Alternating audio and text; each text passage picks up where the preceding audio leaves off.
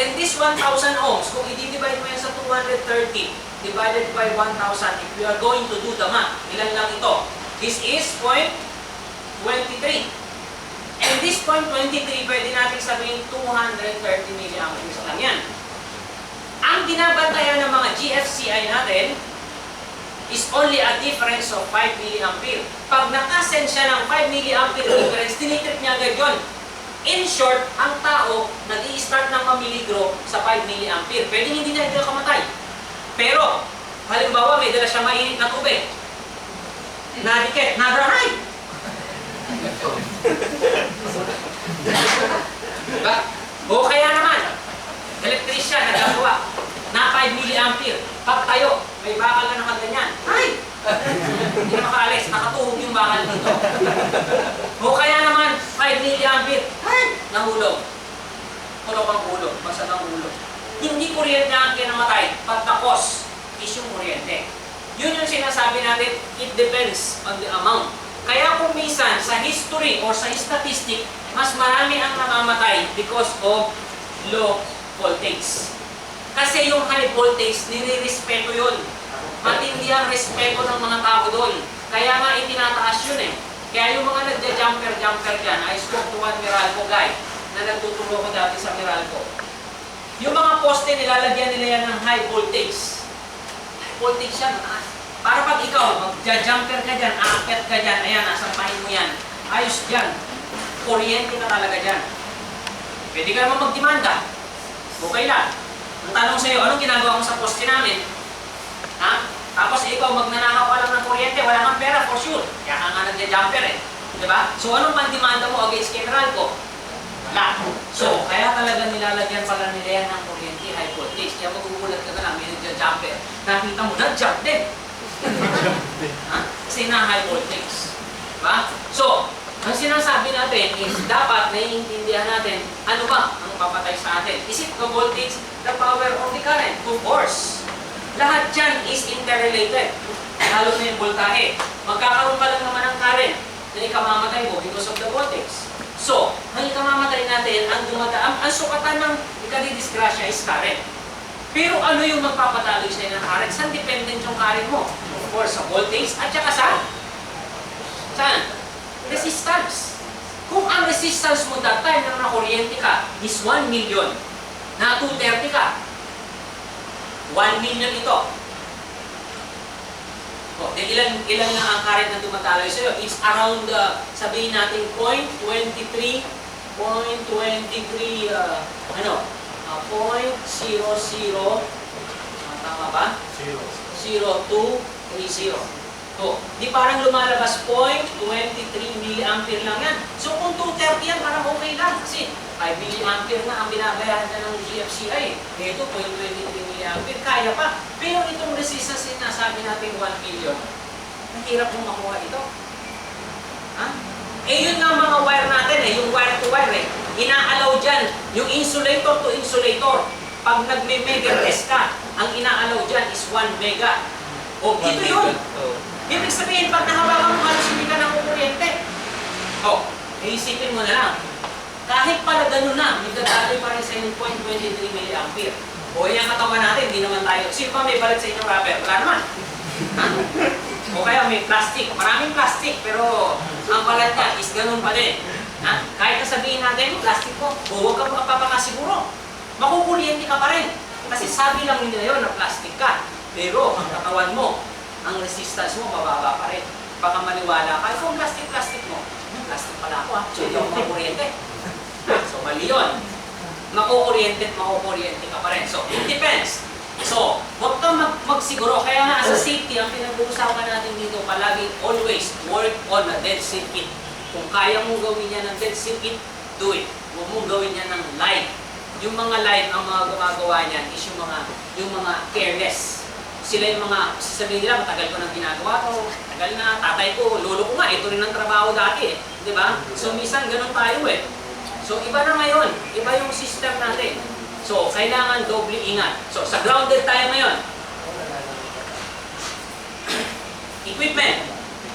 Ito rin, equipment. Sabi dyan, ungrounded, grounded, ungrounded, grounded, equipment, ground. So, So, paano ba to? Bakit sinasabi nila na kuryente ka pa rin? Grounded naman yung equipment natin. Ha? So, mabilisan lang.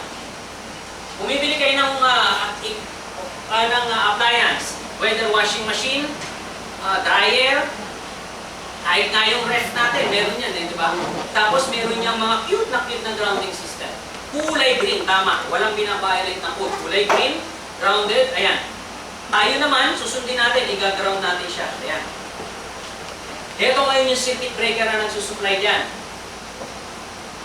Ayan. Dapat ang panel board mo ay merong hang ground. Dumali dito kuryente, punta dyan.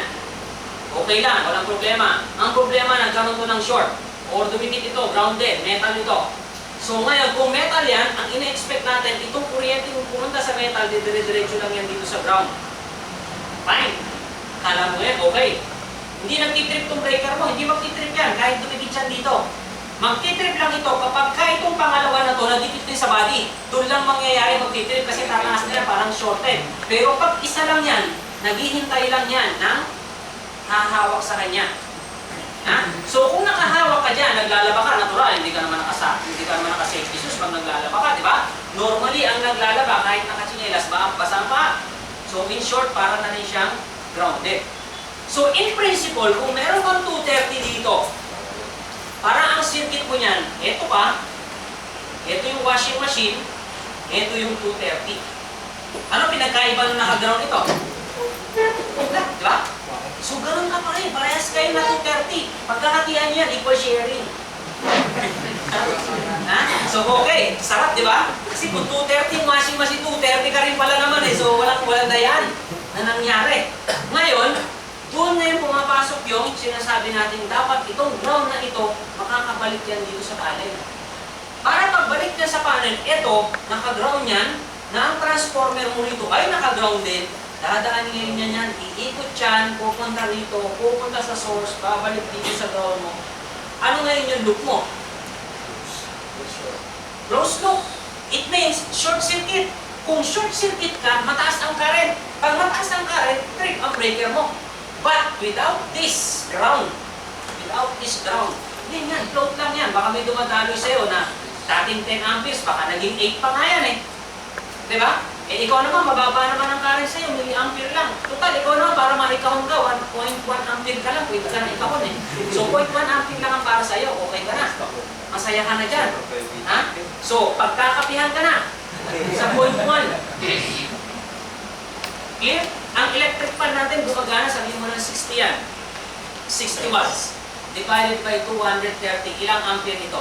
It's already around 0.25. Oh, 0.25. Ibig sabihin, dumadaloy mong kuryente dyan sa washing machine. Pag sa katawan mo, same ano naman dumaloy dyan.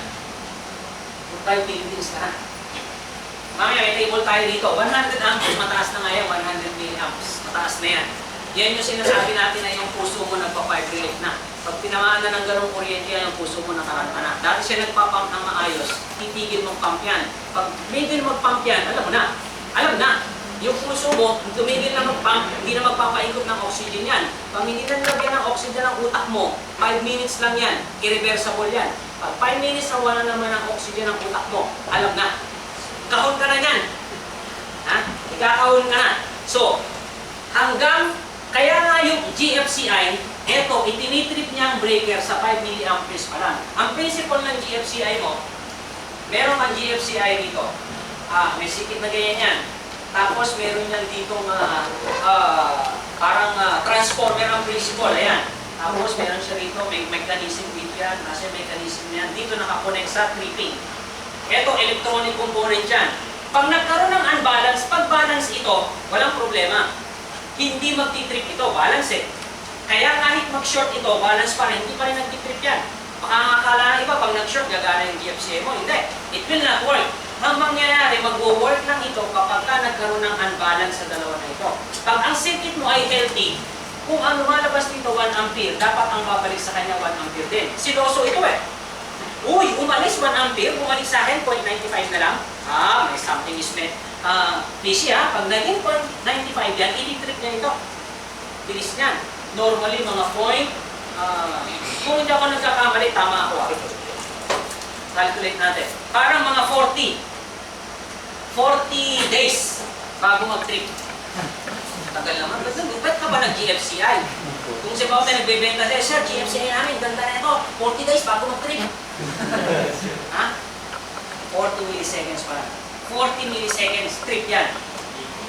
5 lang yan, ha? 5 milliampere, magti-trip yan ng 40 milliseconds. So may mga GFCI na ang rating niya is, ito yung pinaka-sensitive halos, 5. Meron silang rating na 30, may rating sila ng 100, may rating sila na 300. Ayan yung mga ano, pag masyadong delikado, basahin lugar palagi, 5.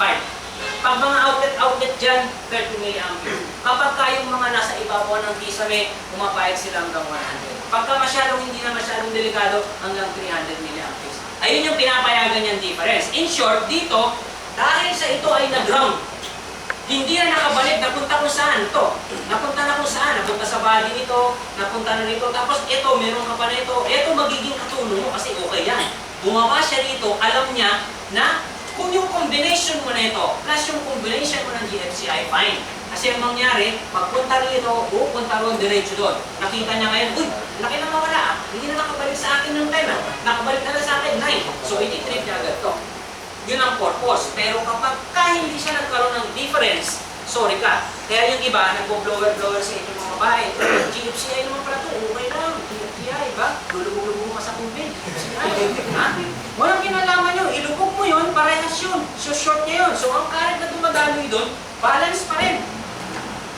Kahit mag-zero ito, balance pa rin yan. Hindi mag-trip yan, GFCI mo. Ang mag-trip sa'yo, yung breaker, kung nag-short yan. But GFCI, don't expect na mag-trip yun.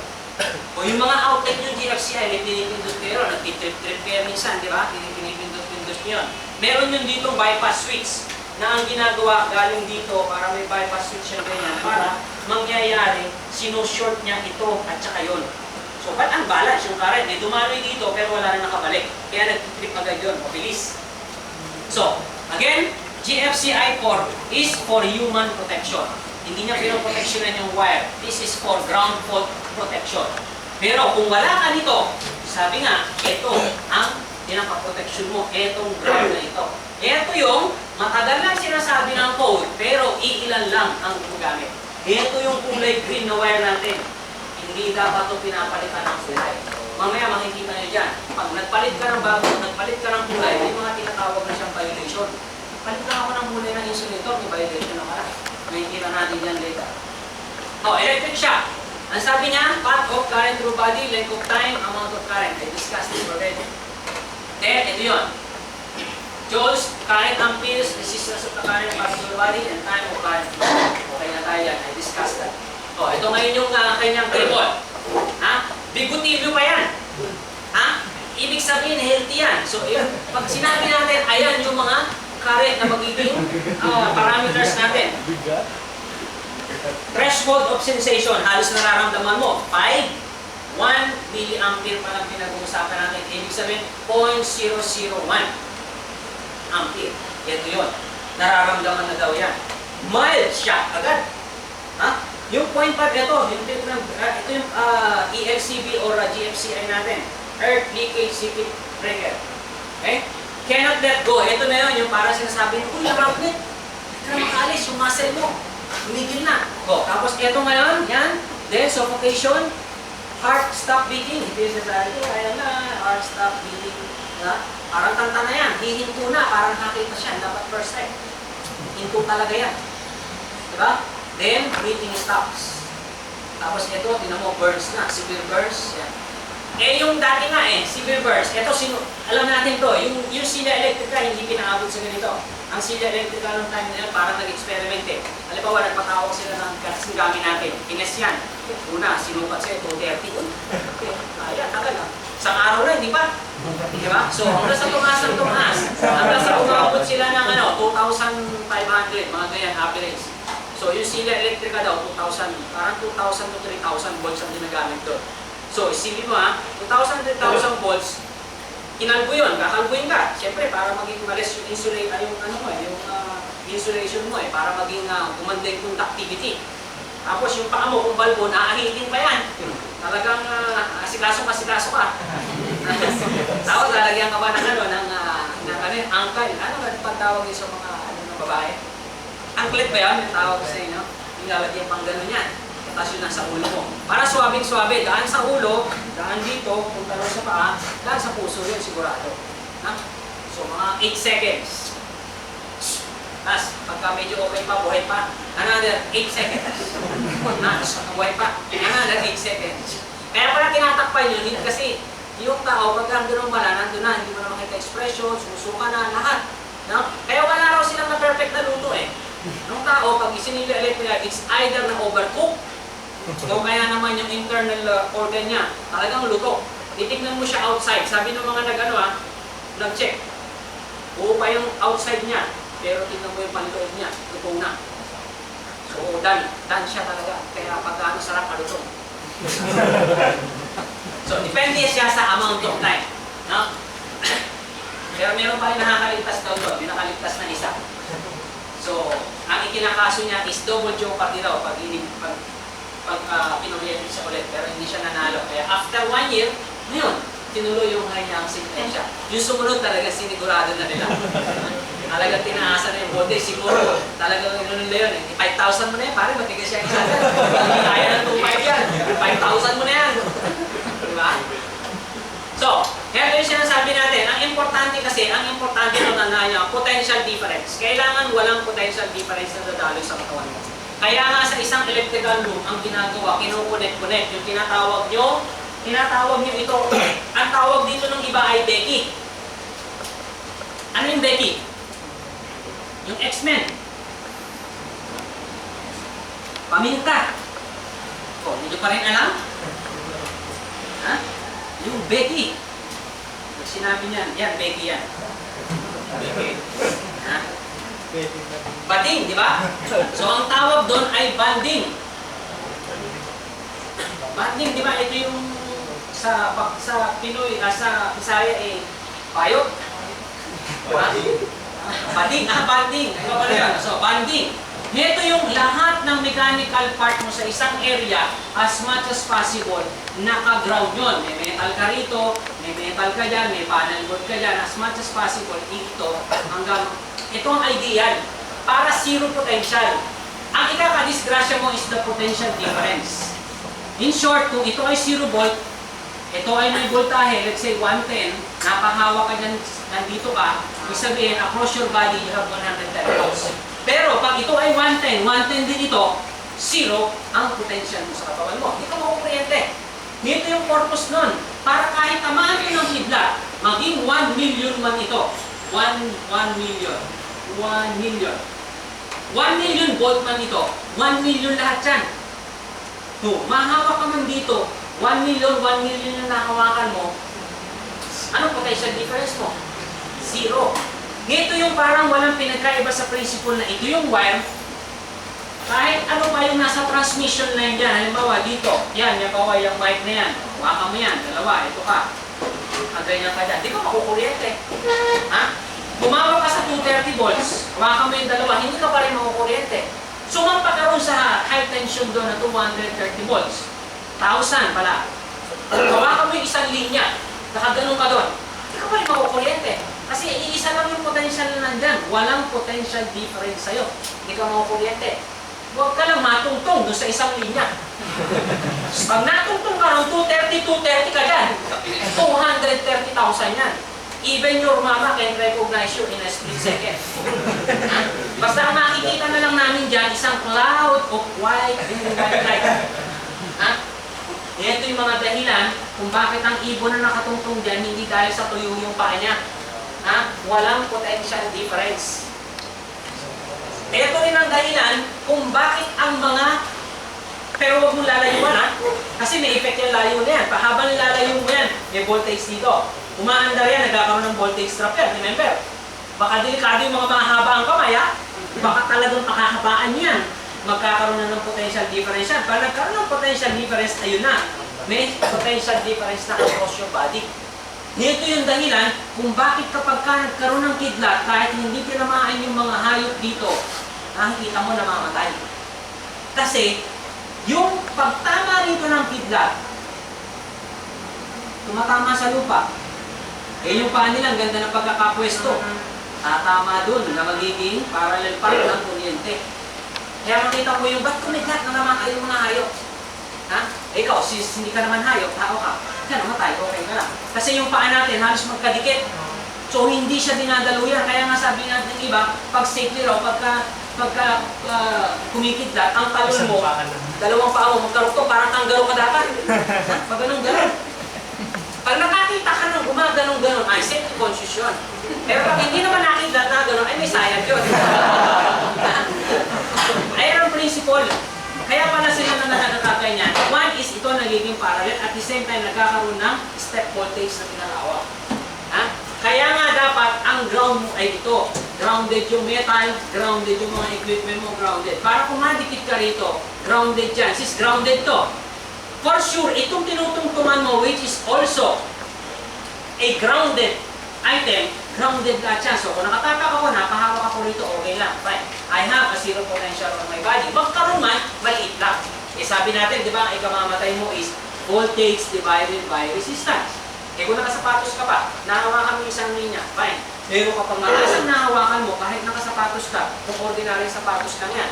Take note, safety shoes can save you, ha? Hindi ka kaya i-save ito. Ang safety shoes, ang binibigay sa inyo nito is mechanical protection. Pag nabagsakan yung paa mo, kaya nga may steel toe yan, di ba? Pagka pinag-uusapan natin is high voltage, yung mga gumagawa sa high voltage, maliban sa sapatos nila, may sapatos pang nakasuksok yan dito. Ayun yung pang high voltage nila. Eh, ito pa lang yung paa nila. Ha? Hindi yun yung paa, eh, naka-safety shoes naman ako, okay ito, safe ito. So, depende. Kung ang sapatos mo, ano bang voltage rating ito, hanapin mo ang voltage rating niya. When you are talking about safety. Clear? Naintindihan natin ito, ang importansya ng grounding mo. So, ayan yan. Kakaroon siya ng potential difference. 0 to 208 yun. Ha? Kaya napapansin mo, para siyang kumakanta, pero sa totoo hindi ka nakanta. Ha? Nako-kuryente na yan. So, body, foot, diretso doon, ground, earth. Ha? Pero, kapag ka nandoon yung deki, ito, naka-jumper yan. So, kung mapapahawak ka sa dalawa na to, ito yan, oh. Jumper na yan. Ito yung nagbibigay sa'yo ng common connection. In short, kung mapapahawak ako sa dalawang terminal na ito, I don't have any voltage across my body. Parang ganito lang yan eh. Kaya nga sa system, ito ka. Pag ito sinort mo to, wala ng voltage sa'yo. Shorted na to eh. Diba? So, yun ang principle lang natin. Bakit naman tayo na ito? Siguro ayaw na. Dahil tapos na siguro.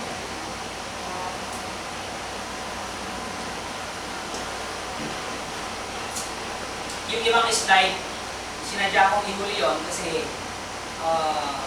it is not so important na kayang-kaya naman natin i-design natin.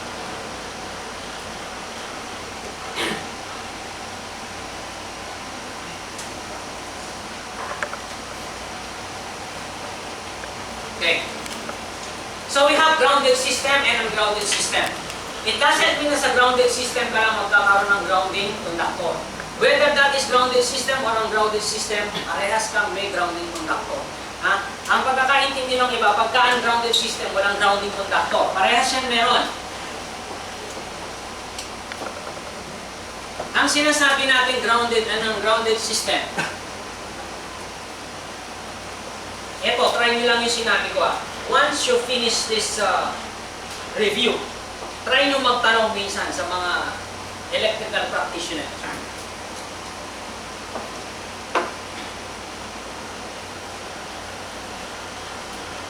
Kung naiintindihan ba nila talaga yung grounding system. Pag sinabi mong grounded system, yan ay grounded system. Pag sinabi mong ungrounded system, yan ay hindi grounded system. Tama? Clear tayo dyan ha? Baka hindi nyo maintindihan nyo. Ulitin ko. Ang grounded system ay grounded system. Ang ungrounded system ay hindi grounded system. Okay tayo na? Tandaan nyo yun. Ang sinasabi kasi na system, ito yun, yung supply. Ito naka-ground, we call it grounded system. If the system has no ground, we call it an ungrounded system. But, the grounding conductor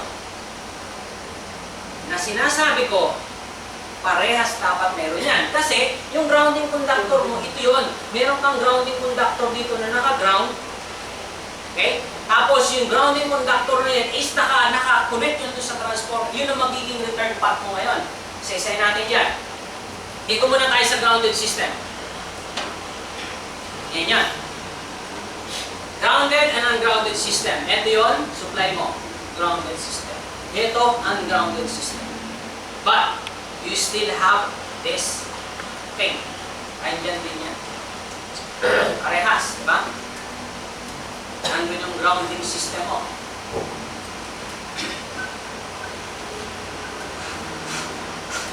So, ito yung mga figure natin ng grounding and bonding system. Ito yung sinasabi natin na una, kapag ka meron kang transformer, yung unang-unang panel mo, meron kang, ito kasi may neutral tayo, no? May neutral ka na naka-ground at the same time, meron ka pang ground terminal. Neutral terminal, ground terminal. Neutral, yun ang tinatawag kong yung neutral mo, no? Ang tawag natin sa neutral natin is what? Ano yung another term? Ha? Grounded. Grounded conductor or grounded wire. Yung ginagamit nating equipment grounding, yung equipment grounding natin, ang tawag natin doon, yun ang tinatawag nating grounding conductor. See the difference? Grounded is itong neutral mo, ito. Grounded ang tawag natin yan, ha? Ito yung past tense. Ito yung nangyayari. Ha? Pangkasalukuyan. Tataka na ako, bakit hindi pa nileba yan? Para talagang magkaintindihan ng gusto. Sa ibang bansa kasi ang tawag nila rito, Equipment Protective Conductor or Equipment Protective Device. ECF, yung iba ang tawag nila CPC. Circuit Protective Conductor. Yan ang tawag nila. Circuit Protective Conductor. Iba ba yung neutral? Sa atin, ang neutral dapat ang kulay nito ay white. Kapag nagpunta ka sa British, ito ay black. Huwag ka na magtaka. Ay alam mo naman yung dalawang Amerikano na yan at saka mga Briton. Nagkakasundo talaga sa kulay yan. Kahit saang bagay. Diba?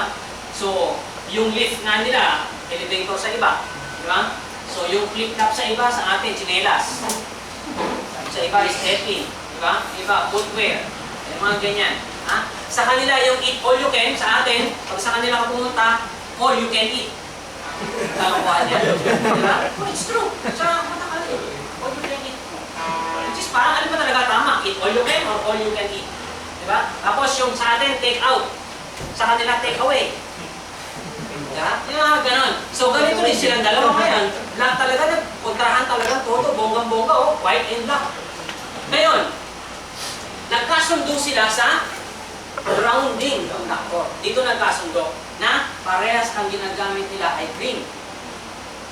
Yung iba naman, green with yellow stripe. Pero nagkasundo sila dyan.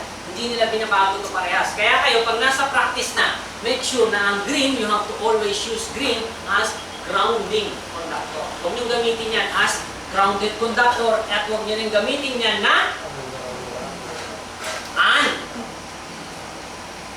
grounded conductor. Ito yung live wire. Ungrounded, live wire. Grounded conductor, neutral. Grounding conductor is the equipment grounding conductor o yung kulay green. Ito ngayon ito, maraming kulay ito. May gumagamit na ito ng boy. Brown, orange, yellow. Merong gumagamit niya ng RYB. Red, yellow, blue. May gumagamit niya pero hindi madalas. Hindi madalas. No? So, clear tayo dito, grounded system. Ang ibig sabihin natin sa grounded system, yung ating supply is grounded. Okay, ano pa kayo nandito? Electrical system that are grounded shall be connected to earth in a manner that will limit the voltage imposed by lightning, line surges, or unintentional contact with the hydraulic lines and that will stabilize the voltage to earth during normal operations. So yun yung sinasabi ko kanina, na kapag ka ikaw ay naka-common ground, mabagsakan man ng high voltage yung line mo, buong system mo nagka-high voltage. Buo kasi naka-interconnect siya. Ang iniiwasan mo kasi, nag-high voltage yung isang side, yung isa na natiling hindi. Kaya nga yung lightning protection, nakahiwalay yan. Yung conductor, pag tinignan nyo sa installation nyo, nakahiwalay. Ayaw kasi natin na magkaroon ng lightning, mamasyal pa kung saan-saan ang building yan. So kapag ka tumama yung lightning, na-arrest niyan, bababayan dito hanggang earth. Ayaw na natin mamasyal yan, di ba? Pero tayo, yung system natin ng electrical room, naka-ground din dito sa babayan. Pero it is a must na itong dalawang to ay ibaband mo. It is a must. Para yung potential difference dito sa dalawa na to ay hindi malaki. Isipin mo, pag nagkaroon ng lightning dyan, nandito ka, nakahawak ka pa dyan, ganda pa ng standby mo dyan. O eto, zero ito, nakatungo ka pa sa lupa. Ito, nag 100,000 volts to. Ito, 100,000 volts across your body. But because this one is grounded also, nangyayari, magkaroon man ng potential difference, magkaroon man. Pero hindi kasing deadly nang walang bonding itong dalawa. Clear?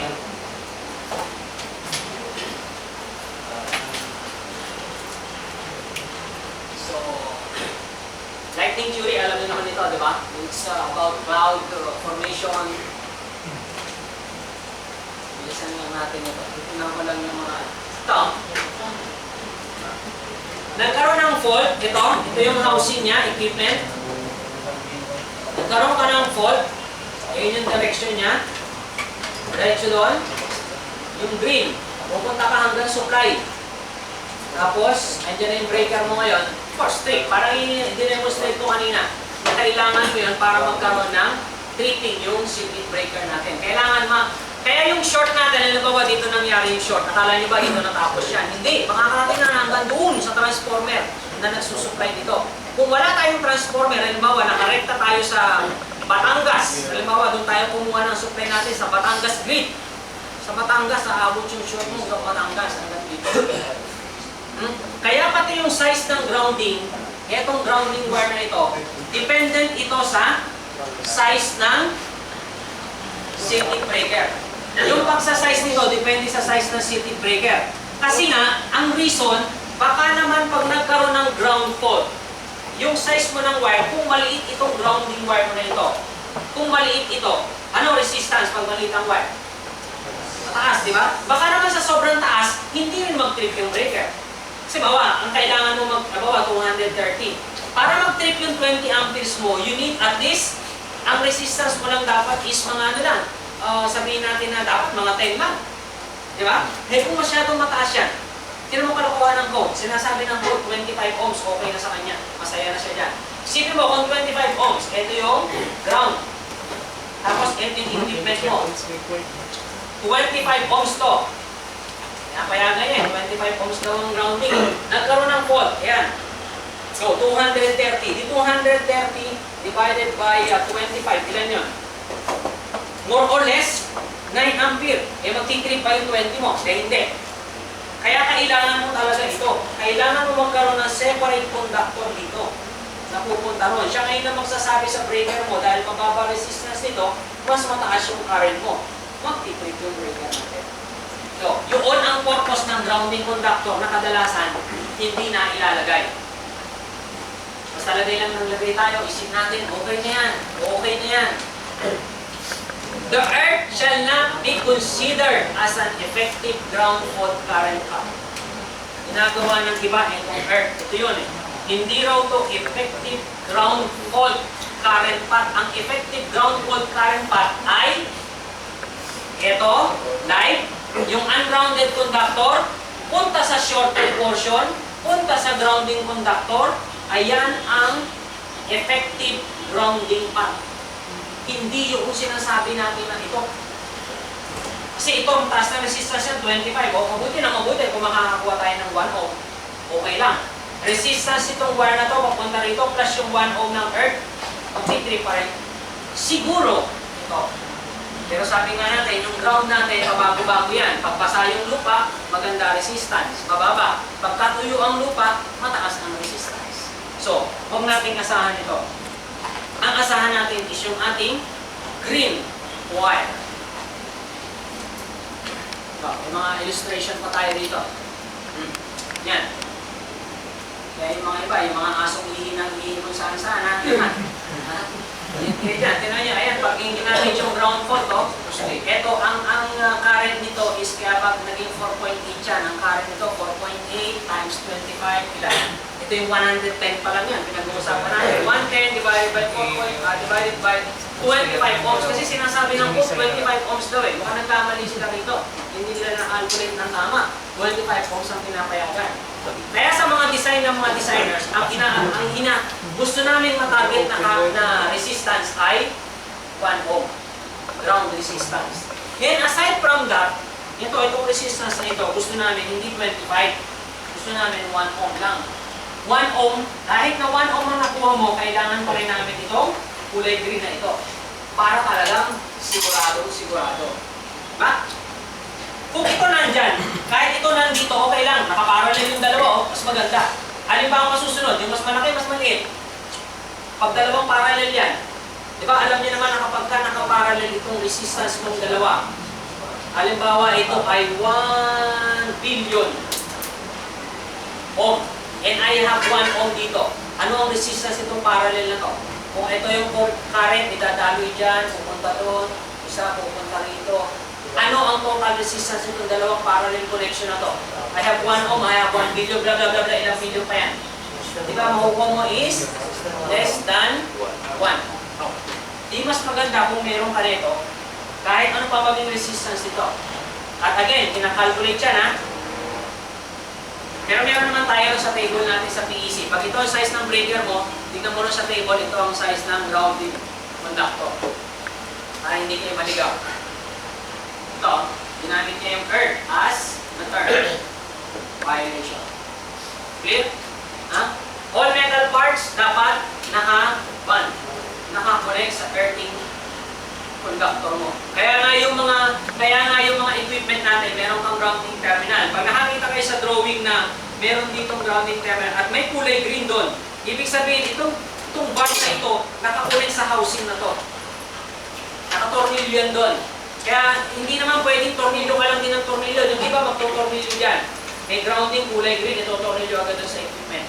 Tapos pag tinignan mo yung equipment, pinturado. May pintura.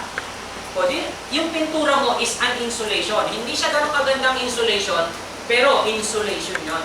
Yung contact mo, hindi ganun kaganda. Kaya ang ginagawa ng iba, bago mo i-connect yan, scrap mo muna yung pintura dito. Tsaka mo i-dictate yung grounding mo dyan. Lagyan mo ng terminal para maganda talaga yung kapit. Okay? Ang iniiwasan mo kasi doon, yung napakapit ka rito, na-energize ito, may nadikit na kable dyan, kapit ka rito, kuryente ka. But because this one is banded at meron kang ground fault doon, ay meron kang circuit breaker na nakakonect din sa earth, dire-diretso lang yan, magtitrip lang. Ito yun, no? Galing dito. Kung ito sana, hindi mo ito ginamit, ang ginamit mo, nagpatakbo ka na sarili mong green wire from here to there, pag nagkaroon ka ng fault na ito, yung kulay orange na yan, tatakbo yan dito, punta sa body, tapos yung green na sinasabi ko, doon, diretso doon, sarado na agad. Ito yung supply mo. Kung galing ito sa transformer, hanapin mo kung saan makakarating ito. Boom! Sa transformer side. Ito yun. Sinasabi natin. Kaya pag nilagay mo ito, taas ng resistance, so 12 at 25. Ayan ang sinasabi ng code, yung 25 daw, okay na. Pero, base rin sa illustration na to, hindi. This is not enough. Kahit 15 amperes, hindi mag-trip. So, 28 lang to. So, in short, itong equipment mo na to, nananatiling may 120 volts. Naghihintay lang yan ang hahawak dito. So, energize yung body mo. But because kung wala ito, o kaya nilagyan mo ito ng kulay green, titrip na agad yung breaker. Kung ano yung speed ng breaker na tripping mo, ayun na mag-trip. Ganun kabilis. Eh, di ba, sabi ko kanina, magdidepende ka sa amount of current at saka sa tagal. O, kung nababad ka ron sa 120, kahit na mahina yun, kung matagal ka nababad doon, yun lang. So, clear na tayo dyan, ha? Ang grounding system, kailangan pa rin natin yung same. The earth shall not be considered as an effective ground fault current path. Ang pinagkaiba lang talaga nitong grounding at ang grounding system, ito lang. Pero yung the grounding system niya is the same. Clear? So, hindi natin pinag-uusapan, sir, yung system namin ungrounded. So, hindi ko kailangan ng green. Kailangan mo pa rin. Ha?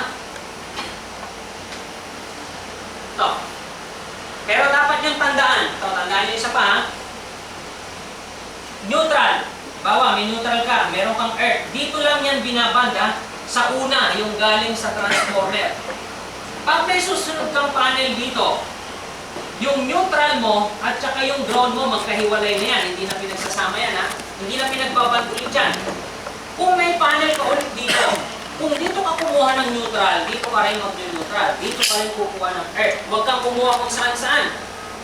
Ayun kasi yan, pag nagkaroon ng fault, kailangan niya hanapin ito, mabilis, para makabalik siya doon sa pinanggalingan.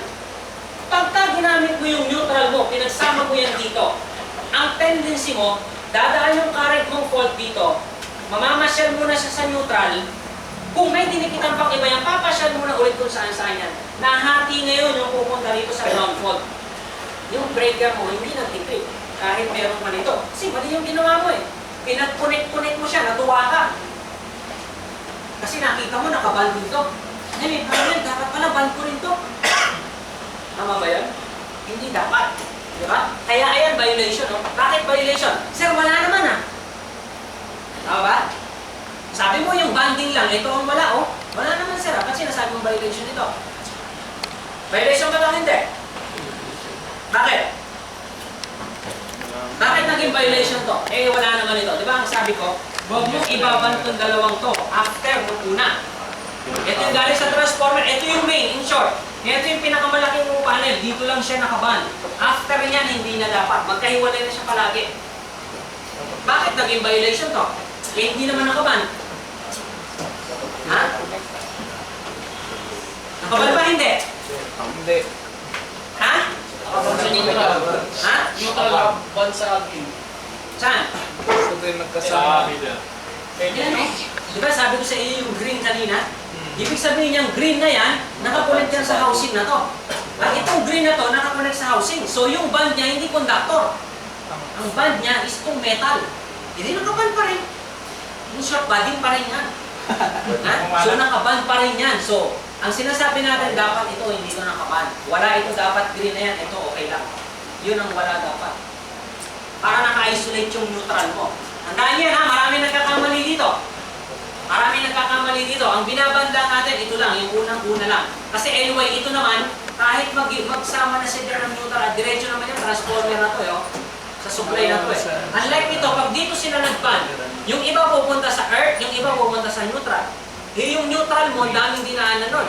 So, mahahati yung current mo. Halimbawa ng current mo, imbes na 20 amperes, pupunta yung iba dito. So, kung 10, hindi na nag-trip yung breaker. Kaya dapat, isa. Clear tayo rito kahit ganito kagulo yung drawing ko. Naiintindihan nyo ito Clear naman sino hindi nakagets nito? Importante ito Importante ito. Class, importante ito about safety. This is very, very important topic. Important topic na normally, hindi naiintindihan ng karamihan yan. Especially, yung mga hindi nag-review dito. Yun Di ba? Hindi, totoo yan. Minsan may inantayan talaga akong seminar about grounding. Nakakainis lang kasi, ang nag-seminar, ang mahal lang sinisingil. Tapos kami, invited lang, free. So okay lang, ako naman pumunta lang, just to have, kasi along the way, pinuntahan ko. Tapos nakita ko, parang hindi niya naiintindihan ang sinasabi niya. Diba? Tapos magbabayad ka ng gano'n, hindi mo naman pala, hindi mo maipaintindi. Basta pag tinasa, ganyan talaga yan. Diba? Tama ba naman yun? Ibig sabihin, parang mabuti ba hindi ka na nag-share kasi yung shinare mo naman ay mali.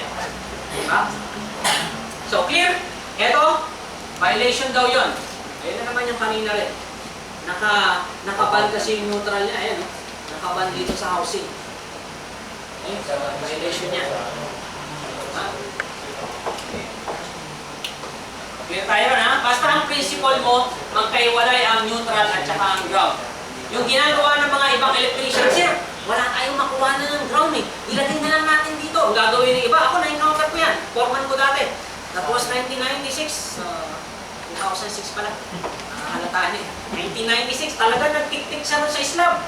Pinalabas yung bakal. Doon kinalawit. Pag tinetesting nga naman ng IT, ayos ang line to ground mo Perfect. Pata, okay. Siyempre, yung mga IT, electronics yun. Anong malay din nun? Masaan ka niya, yung line to ground niya, gusto niya 110, sakto 1, para maganda yung grounding. Pero hindi niya naintindihan, hindi kami umabot hanggang electrical room.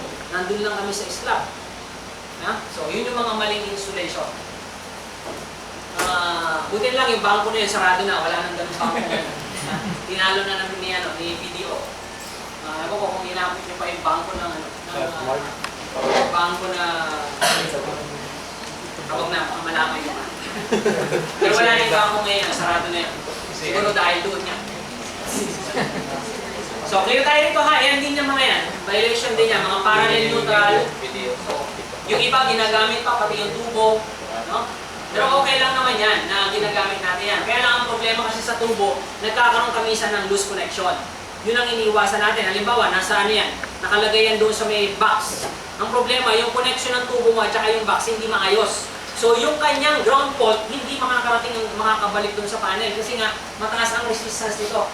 Pag nakababad pa yan at hindi nagtitrip ang breaker, umiinit to. May problema pa ngayon yan. Di ba? Nagkakaroon na ngayon ng pag-init pa nitong conduit na yan. So ayaw natin mangyari yan. At the same time, kung mapapahawak ka pa dito, problema pa. Kasi dinadaluyan yan ng kuryente. No, hindi naman nagtitrip yung breaker kasi nga ang baba ng ang taas ng resistance ito. Since mataas ang resistance, mababa ang current. Kaya dapat talaga meron kang green wire. Tapos yung green wire mo, kung nandun na yun, kailangan makarating yun sa problema naman natin, may green wire na. Ang nangyari naman, iniwan lang doon sa loob ng box. Ilagay mo talaga yun sa outlet, sa device. Yung grounding nun, lagay mo doon. Kailangan makakonect yun. Ngayon, sa lighting naman, ilalagay mo yun sa housing. Yung iba, naglagay nga ng grounding, wala naman, nakalutang sa taas. So, dapat, kung may housing yung, metal housing yung, kung ito yung, lalo na yung mga recess mounted natin, ganyan, ito yung ilaw mo, di ba? So, ito yan nasa ceiling. Dapat, meron ka, yung green wire mo, dapat nakakapit dito sa metal housing. Para pag nag-replace ka, hinatak mo yan palabas, nilabas mo ito dito, labas mo yan. Yung green nandyan, nakatak sa kanya. Para kung mapahawak ka man dito, madikit man yung live wire dito, habang kinakalikot mo yan, nadikit yung live wire dito, okay lang. Nakakunik naman yung ground yan eh. Ibabalik niya yung current doon, sa source. Pero kung wala itong green na to, nandyan lang yan sa box dyan. Ito yan, kinakalikot mo, which is hindi remote na madikit yung ungrounded conductor sa housing nito. At ikaw ngayon, yung katawan mo ngayon, sis nakasuot ka sa kisame. Yung katawan mo ngayon, nasa mga metal paring. Eh, di bingo ka dyan.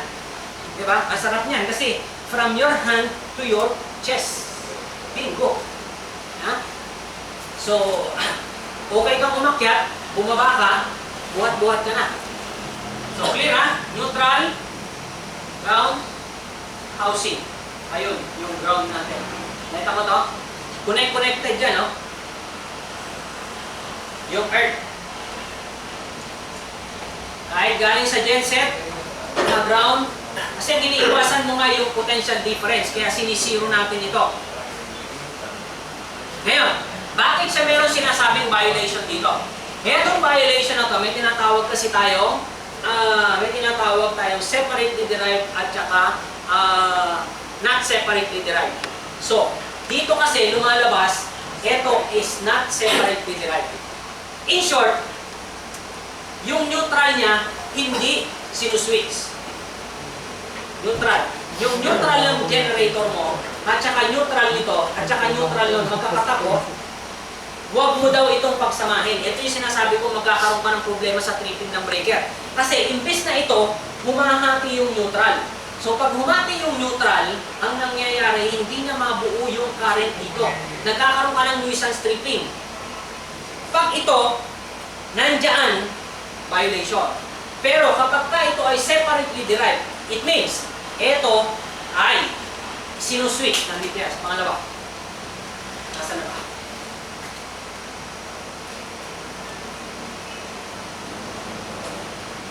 Balik natin dito. Okay na ako rito. Pag ito ay sinuswitch, ibig sabihin yung main breaker mo, 4 pole. 4 ang pole. Dito marami nagkakamali. Pagka 4 pole ka, eto, okay na nandyan at meron kang sariling ground. Meron kang sariling ganito. Yung genset mo, i-ground mo rin. Tapos, parang ang mangyayari lang, sabi mo nga, separately derived ito, parang magkaibang service yan. Service ni Meralco, service ng iba ito. So, may sarili itong system. Kailangan kung ano ka meron dito, ganun ka rin meron dito. Pag ito, walang sariling grounding, huwag mo itong lagyan. Ititreat mo to as yung parang sinabi ko kanina, na dito ka lang nakaban. Lahat ng pupuntahan niya, hindi na nakaban. Clear? Ito, neutral niya, sama-sama yan. So, dapat yung earth mo sama-sama din. At huwag mong iban dito. Violation na talaga yun. Ngayon, pag sabi ko ulit, kapag ka nagkaroon ng transferring, transfer switch kasi ito eh. Pag tinransfer mo to, sabihin napuputol din ito, pati itong neutral mo, okay lang na meron to. At dapat ito ay may sariling grounding system. So, dalawa ha? Pwedeng wala. Pag wala kang sariling grounding, tanggalin mo to. Kaya kung halimbawa, meron kayong mini-maintain na installation sa kung saan man, tignan mo. Pag ito ay 3-pole lang yung transfer switch, tignan mo itong system ng genset. Dapat ang genset mo ay hindi grounded. At hindi rin yun dapat naka-ground. Ang bahala na sa kanya ang ground niya, ayun na, ito na yung ground niya. Huwag kang kumuha, hindi naman siya separately derived. Huwag mo siya sarili lagyan ng separate ground. Ngayon, kung ito ay 4-pole, fine. Okay na. Wala itong, okay nang may connection yan at the same time, meron itong sariling grounding system. Clear? Alam ko, meron yan. Nice time.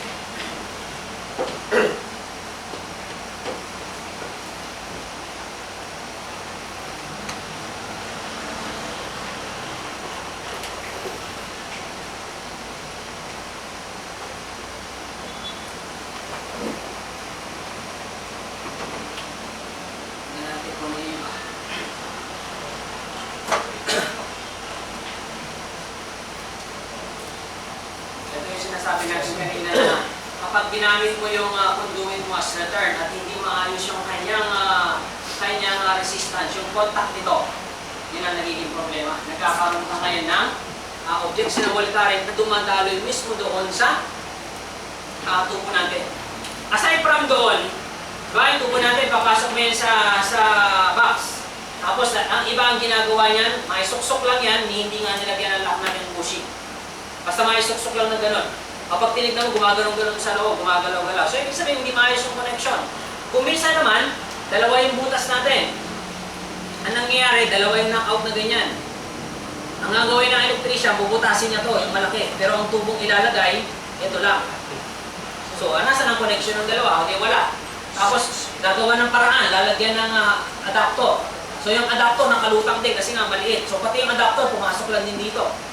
Di ba? So, useless, walang connection. Kaya sabi nga natin kanina, lagyan mo talaga siya ng green wire. Proper neutral connection. No? Diba? Naging nangyayari, nagiging return path siya. Yung ground fault, nagagamit niya yung neutral. Ito. Temporary current not classified as objectionable current. Temporary current resulting from accidental conditions such as ground fault shall not be classified as objectionable current for purposes specified.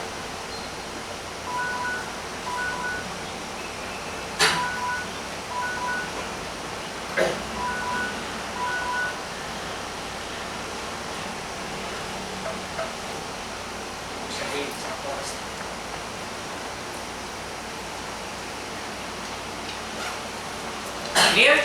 So, kaya tayo dito ha. Effective ground fault path, yung green wire natin. So, in short, itong istorya lang ng pinag-uusapan natin ngayon. To cut the long story short, a green wire is very, very important. All circuits. Sa Pilipinas, hindi masyadong nire-require ang lighting. Hindi masyado. Kasi ang lighting kasi nasa taas, nasa ibabaw. Wala naman daw gano'ng nagiging problema. Pero dapat, yung mga outlet natin na saksahan, dapat yan, grounded yan. Yung mga equipment natin, lalo na yung mga nasa labas, yung mga motors natin, lahat ng outdoor equipment, dapat may ground connection. Ito. Yun nga lang, ang problema nga lang din natin, minsan, yung mga plug natin, talagang 2 ground, 2 pole lang. Pero at least, pag may kinakalikot ka doon sa outlet mo, safe ka. Yung sinaksak mo, it's another issue. Pero yung may kakalikutin ka sa loob ng equipment mo, may gamaguhin ka sa wiring, may nire-repair ka, at least safe ka. Doon man lang, kahit doon man lang, safe ka na. Yung mga pinaplug mo, okay na yun. Ha? Pero yung kumbaga, pati doon, hindi ka pa rin safe. Yun lang ang problema. Ha? Kaya dapat meron tayo nito. So, pumunta tayo sa mga bahay natin, buti natin pare-parehas, wala tayo niyan. Ha? So, in short, hindi lang natin naiintindihan talaga ang importansya ay hindi siya naka-install. Temporary currents not classified as objectionable current.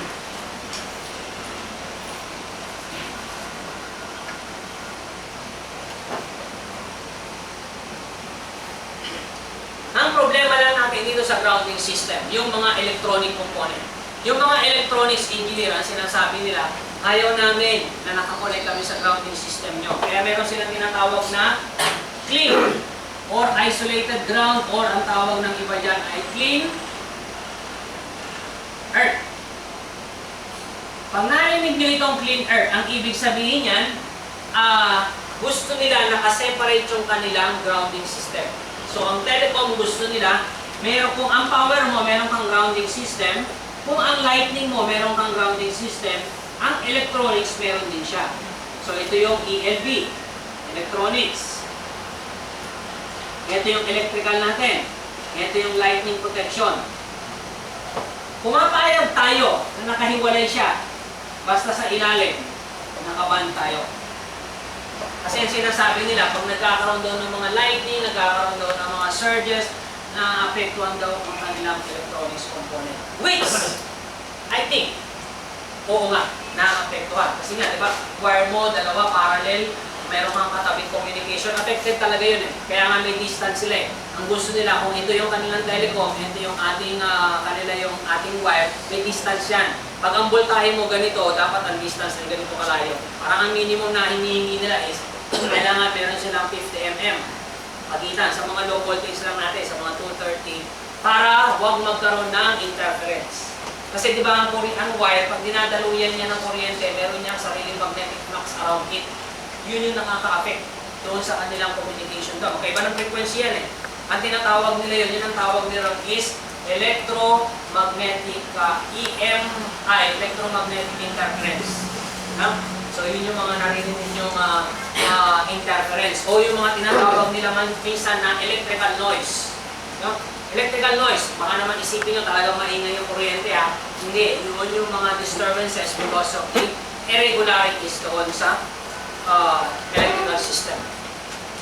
So yung system natin, biglang tumataas yung voltage minsan magpa-fluctuate, minsan naman biglang magkakaroon ng surge from outside. Kaya nga yung mga equipment natin, meron tayong tinatawag na di ba? Meron tayong tinatawag na SPD. Surge Protective Device. Ito yung kumisan kasi talaga, biglang sumisipa yung voltahe, ito yun. Ang purpose nun, kung biglang nagtumaas, o kaya nasayaran ng high voltage yung system. Kasi hindi mo masasabi. Halimbawa, hindi nagsusupply sa building ko, itong tatlo na to. May transformer ka, may secondary ka. Halimbawa, ang transformer mo, 34.5. Ang secondary mo, 400 volts. 400 siya kapag 34.5. What if kung may high tension dito sa taas, mas mataas kaysa sa 34, napatid, bumagsak dito, di mataas tumayo sa 34, ano mangyayari dito? Di tataas din. Pag tumaas yan, bago pumasok sa equipment mo, and equipment mo sa loob, meron ka rito surge protective device. Kahit biglang sumipa yung voltahe mo dyan, yung output nito dito, same pa rin, 400 volts pa rin. Yun yung narinig yung mga surge protective device. No? SPD. South Police District. Hindi na makalimutan. That is surge protective device. Search. Kaya tayo rito. Yan o, may sarili gusto nila, may sarili silang grounding. Pero dapat nakaband yung dalawa natin. Ayun. Ayaw nila makiground sa atin kasi sinasabi nila pag nagkakaproblema, nagkakamay sila. Which is, napagbibigyan natin sila kasi ang pinag-uusapan dito is data. Yung data mo, pag nakurap yan, it cost them million. Eh kung million naman, magkano lang buhay ng tao, 10,000 lang, okay na yan. So ganun, bisa nasa sacrifice. Diba?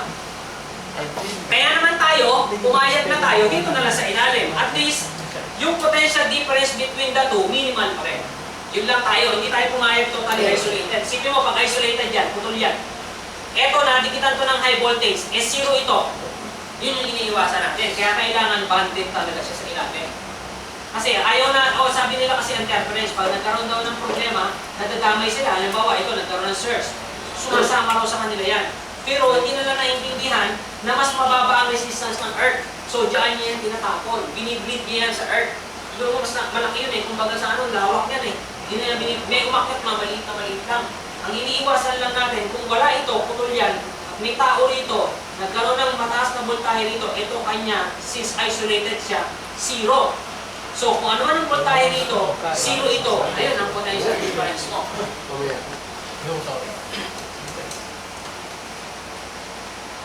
So clear na tayo na, system grounding natin na to.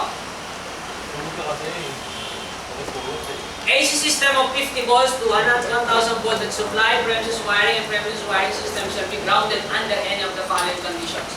So, sinasabi natin from 50 to 1,000. So, yung sinasabi ko kanina na ito unsafe na yung 50 mo pataas. No? Sinasabi natin yung 1,000 mo low voltage, but 50 between 50 and 1,000 deadly na yan. Kaya nga kinukonsider na natin dyan ang grounding conductor. Huwag niyong kalimutan yung term na tatlo na to ha. Hanggang ngayon, hanggang kayo ay maging lolo't lola, hindi magbabago ito. I think hindi magbabago yung ano niya. Kahit na bungal na tayo pare-parehas ganun ka ng ako mo. Kung hindi mo na rin mabanggit dahil wala ka ng ipek, sulat mo. Ha? Hanggang good ng ako. Diba? So, kailangan mabanggit mo pa rin yan. Huwag mo kakalimutan yung mga term. Ha? Pero no, ang problem, right? So, para naiintindihan, alam mo na naiintindihan, alam ng apo mo na naiintindihan mo yung sinasabi mo.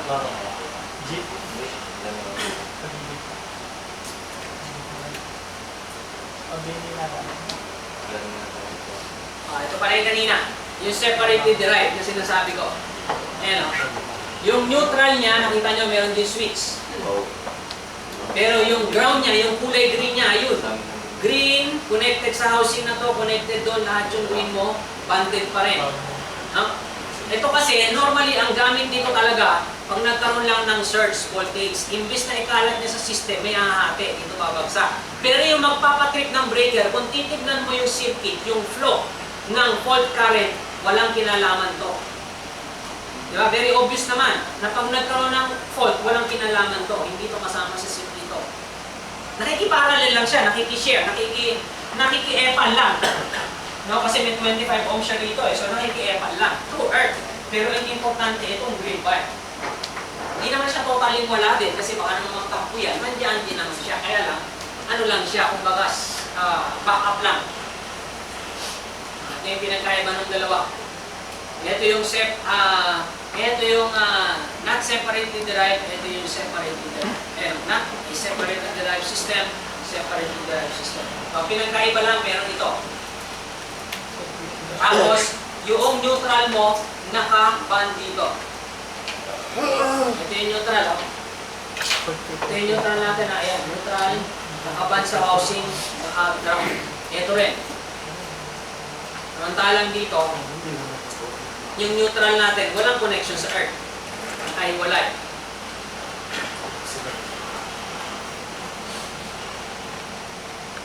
Impedance ground, gumagamit naman ng impedance ground. Pag masyadong mataas kasi yung fault, gusto nilang ilimit yung fault current, yung ground fault current, nilalagyan ng impedance. Pag masyadong alibawas, alam nila masyadong mataas, magtitrip pa rin naman yung breaker. Even na meron ito, nilalagyan nila yan para lang mapababa nila yung fault current. Nilalagyan ito. At kadalasan ang ginagamit natin is yung tinatawag na solidly grounded. Pag sinabi mong solidly grounded, hindi tayo nag-i-introduce ng mga ito. Wala ito, solid lang, sa straight line lang yun. Wire lang talaga.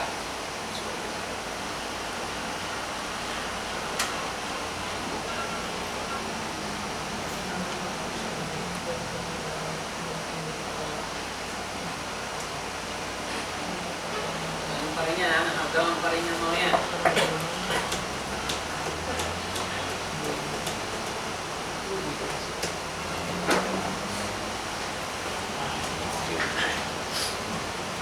Etong wiring na to, nakikita nyo pa rin, ayan yung green niya, no? Lighting, may green pa rin. Ito, whatever is this equipment, may green wiring pa rin. So, nakita nyo lahat, meron siyang ground ring conductor dito. Tapos itong mga to, neutral naman yan. Kaya yung wiring mo, pag tinignan mo yung green wire mo, one is ungrounded, the other one is grounded, and the other one is grounding. Yun yung tatlong wire mo sa loob. So, one of that, white. Dapat ang tamang kulay mo, Kung may tatlo kang wire, palaging ang isa ron ay neutral, palaging ang isa ron is white, palaging ang isa ron ay green, at yung isa, any of boy o kaya RYB. Pero dapat, kung ang system mo ay kung ang system na pinag-uusapan natin ay light to neutral, kailangan may white ka makikita ron. Ito neutral. So, ibig sabihin, meron kang white palagi. And since grounded system ka or may grounding conductor ka, dapat meron kang green. Clear? So, green, neutral, white. Ngayon, wala ka nakikitang white, malamang ang system niya is line to line. Wala siyang neutral. Pero, lahat ng wire niya ungrounded, pero meron pa rin siyang grounding conductor. Nawala lang sa'yo yung neutral. The grounding electrode conductor, ito yung sinasabi natin grounding electrode conductor. Ito yung galing sa panel mo, galing sa panel mo na to, papunta doon sa ground rod, yung nakabound sa lupa. Ito yung tinatawag nating grounding electrode conductor. Ito yun, papunta doon, hanggang doon sa pinabaon natin sa lupa. Yan ang ating grounding electrode conductor. Ang tawag naman sa nakabaon na yun, grounding electrode. Or simply electrode. Or sometimes we call it grounding rod.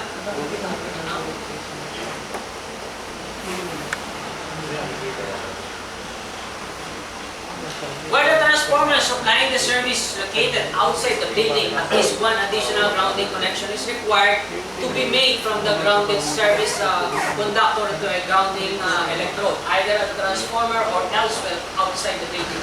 Naglalagay lang tayo rito ng auxiliary, no? Anyway, first pa rin naman to, ito pa rin yung first equipment natin. Just to make sure, sometimes kasi ito, nawawala yan, grounding na yan. So at least yung nasa premises mo, shoot ka rito sa ito eh.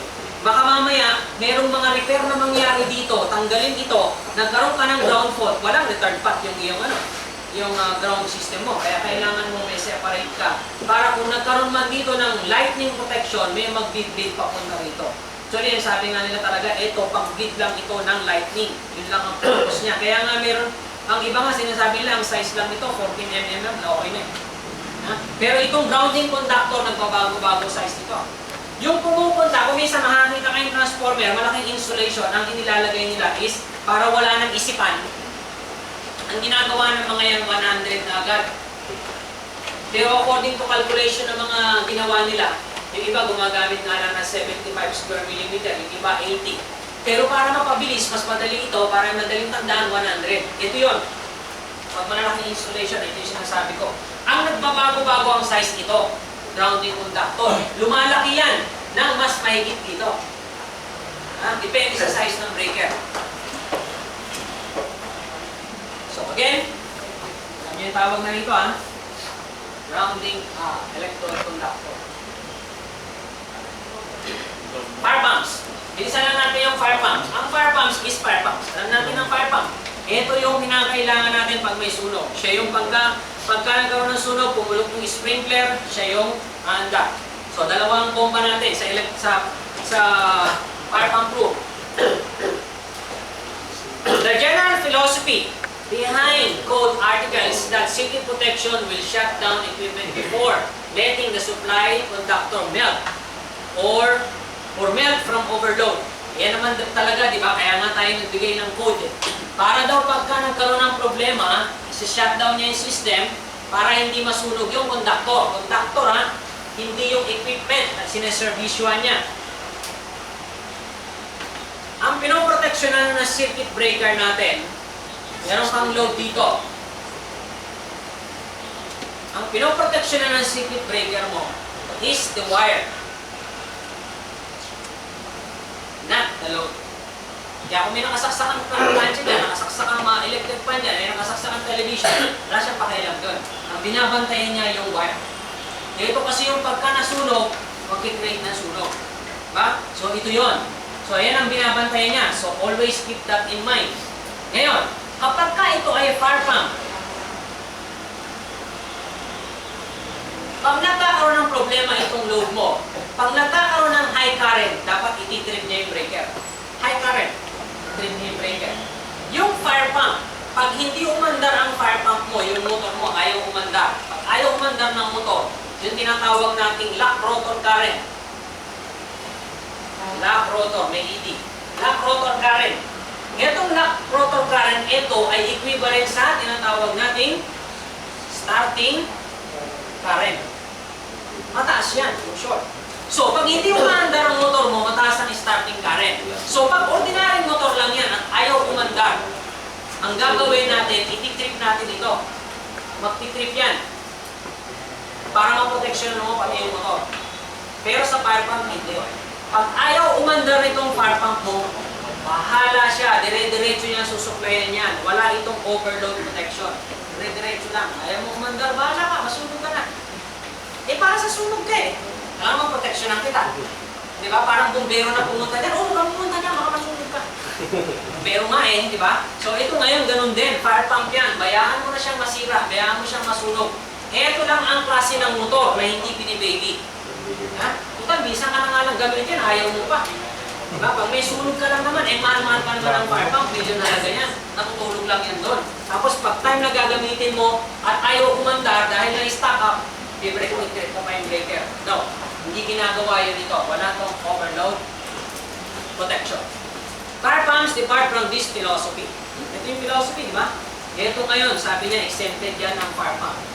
The idea is that fire pump motor must run no matter what. It applies water to facilities fire protection piping, which is supplies water to the sprinkler system and fire hoses. Clear? Electric power source and interconnecting circuits, switch and control equipment dedicated to fire pump drivers. Ito pa ang isang rule. Kung nasaan ang fire pump mo, dapat nandoon din ang transfer switch. Di ba? Normally, ang fire pump, dalawa supply niya kadalasan. Meron siyang normal, meron siyang Meralco, meron siyang galing sa genset. Dapat yan, nasa isang room ang transfer switch. Kung ang motor mo ay nandito sa fire pump room, dapat nandiyan din ang transfer switch. Clear? At required din na magkaroon tayo ng alternate source. Yung alternate source na yon, required yun, lalo na kapag ang supply mo ay unreliable. Si Meralco ba pwede natin consider na reliable source? Ha? Pwede. Kung wala siyang brownout for, sinusukat kasi yan, for 1 year parang walang brownout na 4 hours. Parang gano'n. For the whole year na. Kahit anong dahilan, kay may bagyo, kay ano, basta, walang brownout. Plus, dapat daw yung supply mo ay hindi overhead. Para masabi reliable ang source mo, hindi siya overhead. Kasi ang reason, pag overhead daw, pagdating ng bumbero at iaangat siya yung ladder niya, nandiyan yung mga kuryente, puputulin nila yan. O hindi na reliable. May kuryente dito, pinutol. Yung fire pump mo ngayon, walang power supply. Hindi ka reliable. Doon ka mga nailangan ng tinatawag natin genset. Doon ngayon gagana yung genset mo. Kasi pinutol na ni Meralco yung kanyang supply. Clear? Ano ito sinasabi na to? The performance, maintenance, and acceptance testing of the fire pump system and the internal wirings of the components of the system. So, not covered yun ha. Pressure maintenance, jacking. So, ito lang ang covered ng ating PC. Ito kasi, kung yung mapapansin nyo, pag pumunta kayo sa mga fire pump room, makikita mo dyan, parang sophisticated talaga yung kanilang system. Yung fire pump room, kailangan UL listed. Makikita nyo kulay pula. Mamahalin talaga yun. Pati yung kanyang control. Pati yung kanyang controller, mahal. Kaya hindi na natin yun. Sinisigurado na nila na yung system nila mag-work. Bigyan mo lang ako ng power supply. Ayun lang, may scope natin. Ha? At huwag mo rin bigyan ng power supply ko ng overload. Ngayon ang tanong, walang overload. Meron pa rin bang short circuit protection? Kung walang overload, dapat ba may short circuit protection? Kailangan ba pag nag-short yung wire, kailangan mag-trip yung breaker? Sino may sabing kailangan meron na protection? Sino? Sino pa yung gising? Lahat ng gising. Sino nagsabi na meron dapat na short circuit protection ang fire pump? Sa mga gising, sino? Wala. Ay, tulog. Wala din. So, in short, dapat meron o wala? Wala. Okay. Ang sabi ko kanina, wala nang overload protection. Pero, dapat. Wala nang overload protection dapat. Kasi ayaw mo na, kahit ito mataas ang current nito, okay lang. Kasi, dapat, kasi ang overload protection mo, para hindi masunog yung winding ng motor. Walang kinalaman yun sa wire mo. Ha? Ngayon, of course, pag nag-overload ka na rito, since ito ay nakarate lang yan sa 1.25, di ba nakakandaan nyo, pag nagka-calculate tayo ng break, ng wire size, 1.25 lang. Eh, ito, 6 times. So, ibig sabihin, time well ka, masusunod din yung wire. Tama? So, okay lang yun. Sabi nga natin eh, bayaan natin matutunan pa rin yung wire. Kaya lang, pag short circuit, masusunod na rin yung wire nun. At abrupt yung pagkasunog nun, putol agad. Kaya kailangan mag-tip-tip ka rin. Kasi useless din eh. Pag meron kang short circuit, useless na rin yan kasi wala na rin pupuntang voltahe dito. Zero na rin to, kahit anong gawin mo, hindi na ito aanda. Talagang hindi na. Kaya lang natin din siya hindi nilalagyan ng overload protection kasi nga kailangan mo may power supply. Pero once na nag-short circuit yan, ito yung linya ko, andito yung motor ko, nag-short yan, ano ba voltahe ko rito? Wala na, zero. O hindi na rin na-under to. Kaya kailangan patripin ko na yung breaker. Otherwise, baka false alarm lang naman yung sunog. Ang nangyari pa, ang cause ng sunog ay yung breaker mo. Diba? So kailangan i-trip mo na yun kasi susunogin yan mo cable na to pag hindi mo titripan. Yeah? So clear tayo dyan? Kailangan meron ka pa rin short circuit protection. Tinanggal mo lang is overload protection. May jockey pump tayo. Jockey pump is maintaining lang to ng pressure. Dalawa kasi yung bomba natin yan. May fire pump tayo, may jockey pump tayo. Pares yan. Pares yan palagi. May jockey pump ka, may fire pump ka. Kaya makikita nyo sa plano, dalawa yan. Itong jockey pump, maliit lang yan. Minsan, mga 5 horsepower lang yan. Ito, minsan, mga nasa 100 horsepower, meron 200 horsepower. Mataas. Ito kasi maintaining lang ang pressure ko. Pag bumababa yung pressure, under ulit yung bomba. Pero pag may pumutok na sprinkler, minsan kaya pa ng jockey pump eh. Pero pag masyado ng maraming tumatagas, si fire pump na ang aanda. So in short, ano nagpapaandar ng fire pump? Fire alarm system ba? O ano? Ano ba? Kung ano ang sinabi?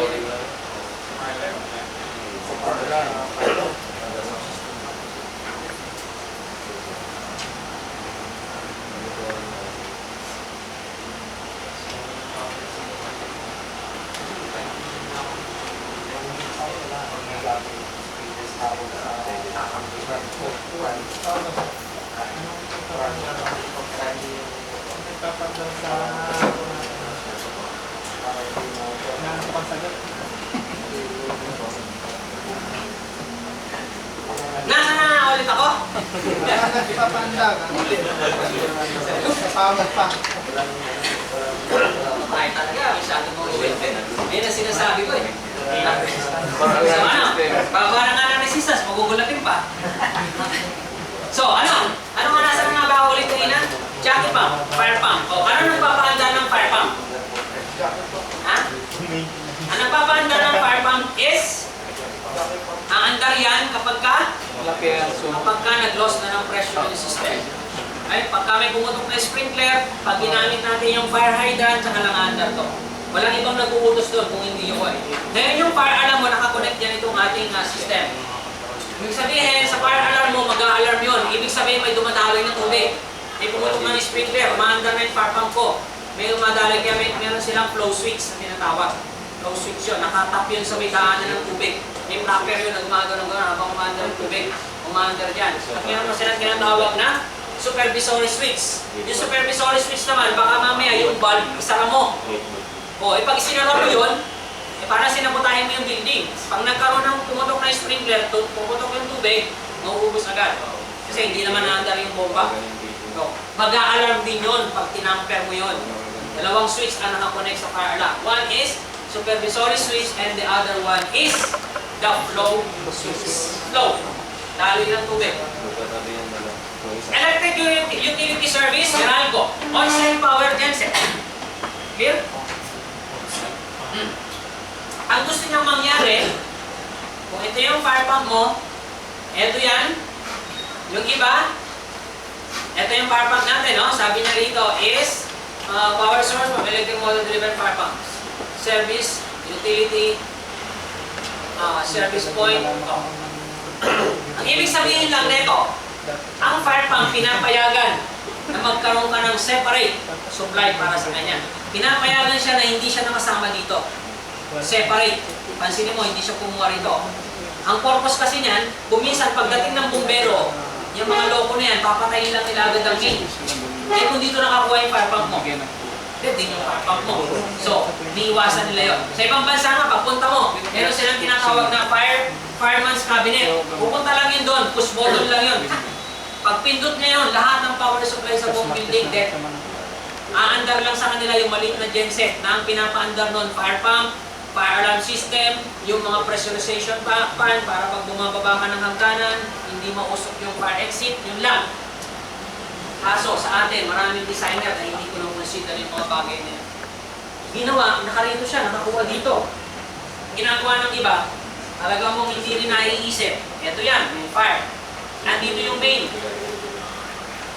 Tapos, nandito yung Meralco, nandito yung genset. Meralco, genset. Tapos ikakatwiran, ayan, nandito yung fire pump mo. Walang problema. Pag wala si Meralco, okay. Meron naman genset, nagana to. Kaya lang, ang problema ng design na ito, what if, kapag ka mini-maintain ito, pag mini-maintain itong panel na to, syempre, wala, ito parehas. Okay, wala din ito. Mababantayan mo ba yung habang nag-maintain ka, sasabihin mo sa sunog, huwag ka mo na masusunog, nag-maintain ako ngayon ha. Mamaya na, later na lang. Call you later pag okay na. Ha? So hindi mo naman pwedeng sabihin yun. So, ang gagawin mo, yung iba, pagka ganito yung system, nagkamali na, bago sila mag-maintain nito, tatawag na ng bumbero yan. May standby ng bumbero dito. Ganon.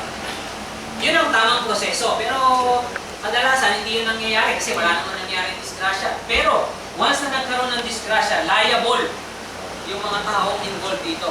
Alam mo nang diyan nakakonect yung fire pump, nag-maintain ka, wala itong power supply, pinabayaan kung wala. Diba? Okay, kung di nasunog, fine, okay lang. Wala naman nakaalam na nag-maintain ka. Yung problema, pag nataon. Ayan. Service, magkaiba. O kaya, kumuha ka sa generator at naka-underground. Reliable kasi ang supply mo pag naka-underground. Pag naka-underground kasi lumalabas, parang etong underground connection mo, kinukonsider na ito ng PEC or ng MEC na outside the building. Ang sabi niya kasi, itong genset mo raw dapat outside the building para pag nasusunog yung building mo, at least separate yung generator mo. Pero sa installation sa tunay na buhay, hindi nangyayari yan. Alam na naman, ito, separate building mo. Kaya ang building mo nga, lalo na sa Makati, talagang yung wall ng isa, wall na rin yung isa. Saan ka pa maglalagay? Alam naman pumayag siya na sa kapit. Pre, pakilagay naman yung genset yan. Pwede ba yun? Sa kapitbahay mo ilalagay yung genset mo? Kasi maingay dito, storm mo. Diyan ka na lang ilagay sa inyo. Pwede ba yun? So, hindi. So, inilalagay natin to inside the room. Pag hindi mo maibaon ito, ano ang option? Kasi sabi natin, reliable ang source, di ba? Dapat palagi may power supply to. Kaya ito ibinaon para pag nakasunog, since nakabaon yan, hindi maapektuhan. Eh kung hindi mo na ito maibaon, kailangan ito ay nakalabas lang, wala ka na talagang magawa. Which is normally, yun ang nangyayari. Hindi na naibabaon to, halimbawa, dyan sa nasa 6th floor, tapos ang fire pump nasa basement. Alam nga naman ang gawin nito, pupunta muna siya sa basement, aangat siya, ibabaon sa lupa bago umangat papunta sa fire pump. Hindi naman ganun ginagawa dyan eh. Ang ginagawa dyan, nawabalibaya sa shop, pababa hanggang pumunta nun sa fire pump. So ano ang option? The option is to make this wire what? Kailangan meron kang power supply dito, di ba? Hindi siya mawala ng power supply. So anong gagawin mo sa wire? Di ba kaya natin siya binabaon para huwag masunog? Eh since hindi mo magawa, anong kailangan mo? Fire-rated cable ang gagamitin natin. Kaya karamihan ng fire pump ay fire-rated cable ang ginagamit. Next! Generator capacity shall have a sufficient capacity to allow normal starting and running of the motors driving the fire pump while supplying other simultaneously operated load. So dapat daw yung generator size mo is enough para mapaandar niya yung genset. Kinakalculate siya. Kasi pagka nagkaroon ka ng genset na maliit lang, pag andar ng fire pump mo, pag andar niya, may tinatawag sila yung genset, tumadapa, huminto. Hindi kinakaya. So dapat tama yung rating mo ng genset. Okay? Pag sinabi natin emergency, ang genset mo, pag sinabi mong emergency, normally yan, ginagamit lang yan during emergency. Kaya ang emergency yung tinatawag natin is yung tinatawag natin sunog, lindol, yung mga ganun. Yun ang emergency. Kaya lang minsan yung term nagkakaroon ng confusion. Ang akala nila, pati yung mga normal operation ng ano is emergency. Pagka wala si Meralco, ginamit mo si Jensen, hindi emergency ang tawag. So, wala namang emergency, di ba? Ginamit mo yon for what? Alternative source. So in short, ginamit mo siya as backup, no? Or alternate source. Pero not necessarily may emergency. Kaya sa ibang bansa, ang emergency generator nila maliit lang ang capacity. Sa atin, ang laki ng capacity ng genset natin. Lalo na kapag ka mga malls. Si SM, 100% yan. Kaya pag si SM nawala ng kuryente sa buong Pilipinas, siya meron pa rin. Yung mall niya, buo yun, 100% yun. Meron siyang aircon, meron siyang ilaw, lahat-lahat meron. As in, mall pa rin siya. No? Yung ibang mall, wala na. Pagkapatay yung genset, wala na. Yung escalator, kaya nang maganahin. Di ba? Kaya nga, ang hirap niyan, di mo, na-stack up ka sa elevator. Di ba? Tapos, yung iba naman, na-stack up. Problema rin, lalo pag na-stack up ka rin sa escalator. Problema. Kaya ayaw nilang nawawala ng kuryente. Di ba? Naranasan niyo ba ma-stack up sa escalator? Grabe naman, ba't escalator, stack up? So, clear tayo nito? Yan. Primary overcurrent protection, secondary conductor overcurrent not permitted. Meron ka na kasi dito. Ha? So, dito pwede wala na. So, yung topping mo, huwag mong itap dito sa loob. Kung bang ginagawa palukuhan, yung topping niya dito sinasaksak sa loob. Etong fire controller ko na ito, para dito lang yan sa fire pump. Huwag mo singitan yan ng kung ano-ano. Ito, kung gusto mo mag-tap before. Okay? Service and feeder conductor, supply conductor must be physically routed outside buildings and must be installed in accordance with Article 2.3. Where supply conductors cannot be routed outside building, they must be encased in 2 inches or 50 mm of concrete or brick. Pag nasa loob, ito yung isang option. Ayaw mong gumamit ng fire rated. Ganito gawin mo. Matrabaho to. Yung tubo, ibabaon mo raw, kailangan balutan mo siya ng 50 mm concrete. So kung ang tubo mo ganito, kalaki, ang concrete enclosure niya dapat ganyan. Mas mahirap yan. So, mas madali mo na lang gawin na gumamit ka na lang ng fire rated cable. Ilagay mo sa tray. Mura naman ang tray. So, okay lang yan. Kumpara mo dito. Ha? Tsaka wala gumagawa nito. Circuit conductors. Spartan supply conductors on the load side of filings, connecting means and overcurrent devices must be kept entirely independent of pole wiring or other wiring. They can be routed through a building using one of the following methods. Yan yan. Pwede kang gumamit ng fire resistance rating cable. Mga 1 hour lang pala. No? Ito yung problema natin. 1 hour, mahilig sila sa mga ganito. Kasi ang basis na itong mga, yung minsan ang code natin, ang basis niyan, yung high-rise nila, nung time na yon, ang building daw na mas mataas sa 23 meters, high-rise. Ayan. Madalang kasi ang mga building na matataas sa 23. Pumunta ka sa Abu Dhabi, pumunta ka sa Abu Dhabi, Dubai, matataas na talaga yan. Hindi na sa Alain Torres building, di ba? Pero pag pumunta ka halimbawa ng mga Qatar, o kaya ng probinsya natin dito, matataas na yung 23.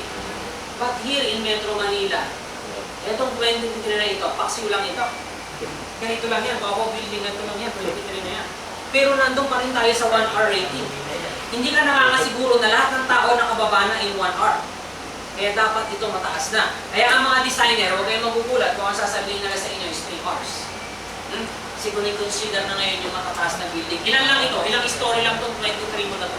More or less, mga ano lang ito, 6. O sabihin mo na, ang kada floor mo ay, sabihin mo na yung una mong floor ay 4. O, kung 4, di meron ka na lang 19. Yung mga sumunod mo, sabihin mo 3.5. Yung more or less, mga 6 floors lang ito. O, 6 floors.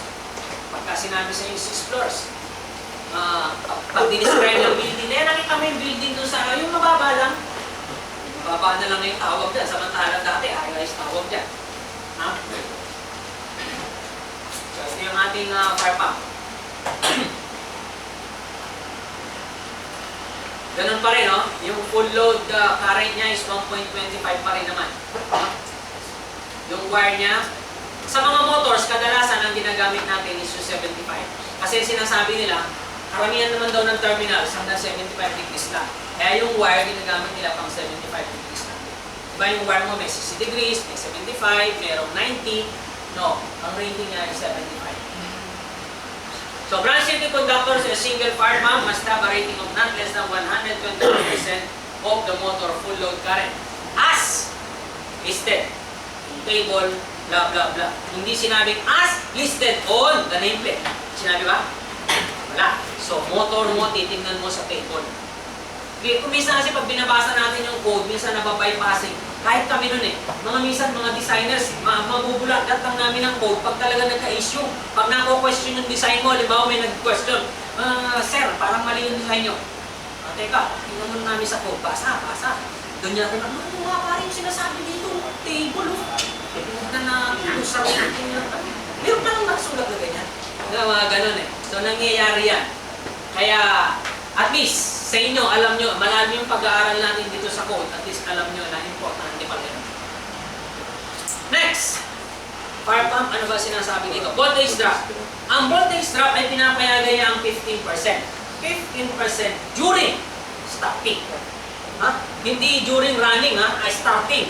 Maximum na yung 15%.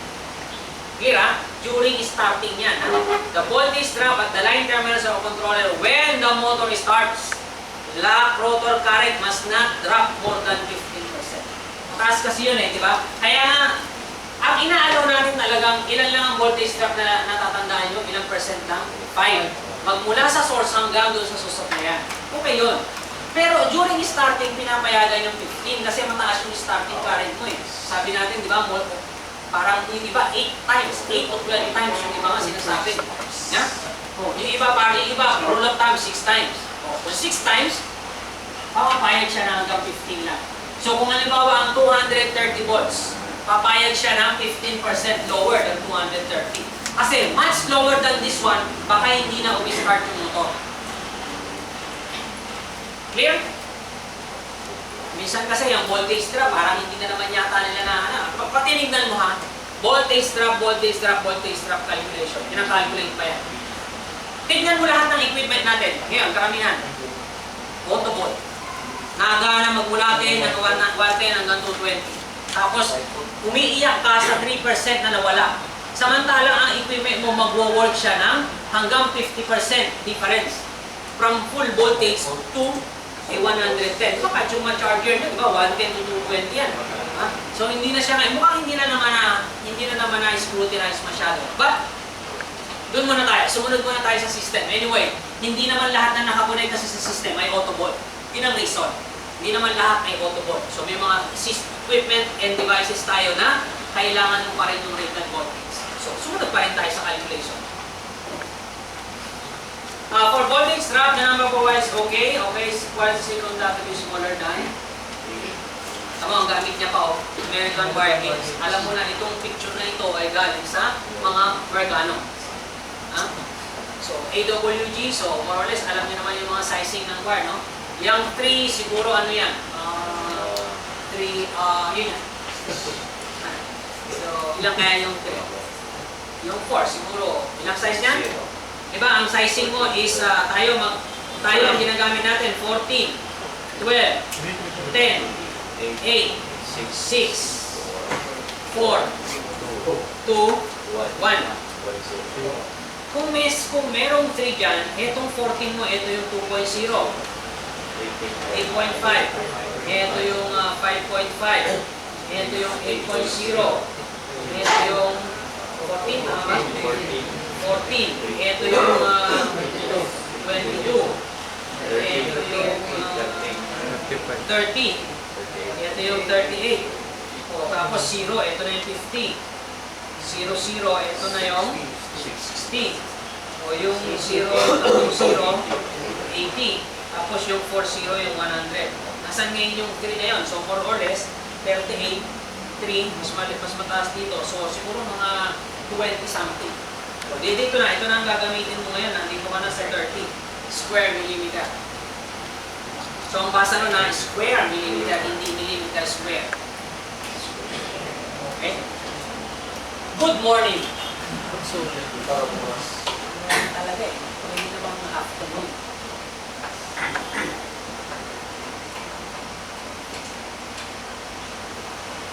Yung grounding system, halos ito naman yung discuss natin. Tuloy na natin dito. Ito na yung ating third slide. Mabilis na to kasi na-discuss na natin ito lahat. Ha? Mabilis na to. Makikita nyo na mabilis yan. O yan, isa na. Kasi yan, kasi na-discuss na natin more or less lahat yung issue na yan. Common mistakes in electrical grounding and bonding.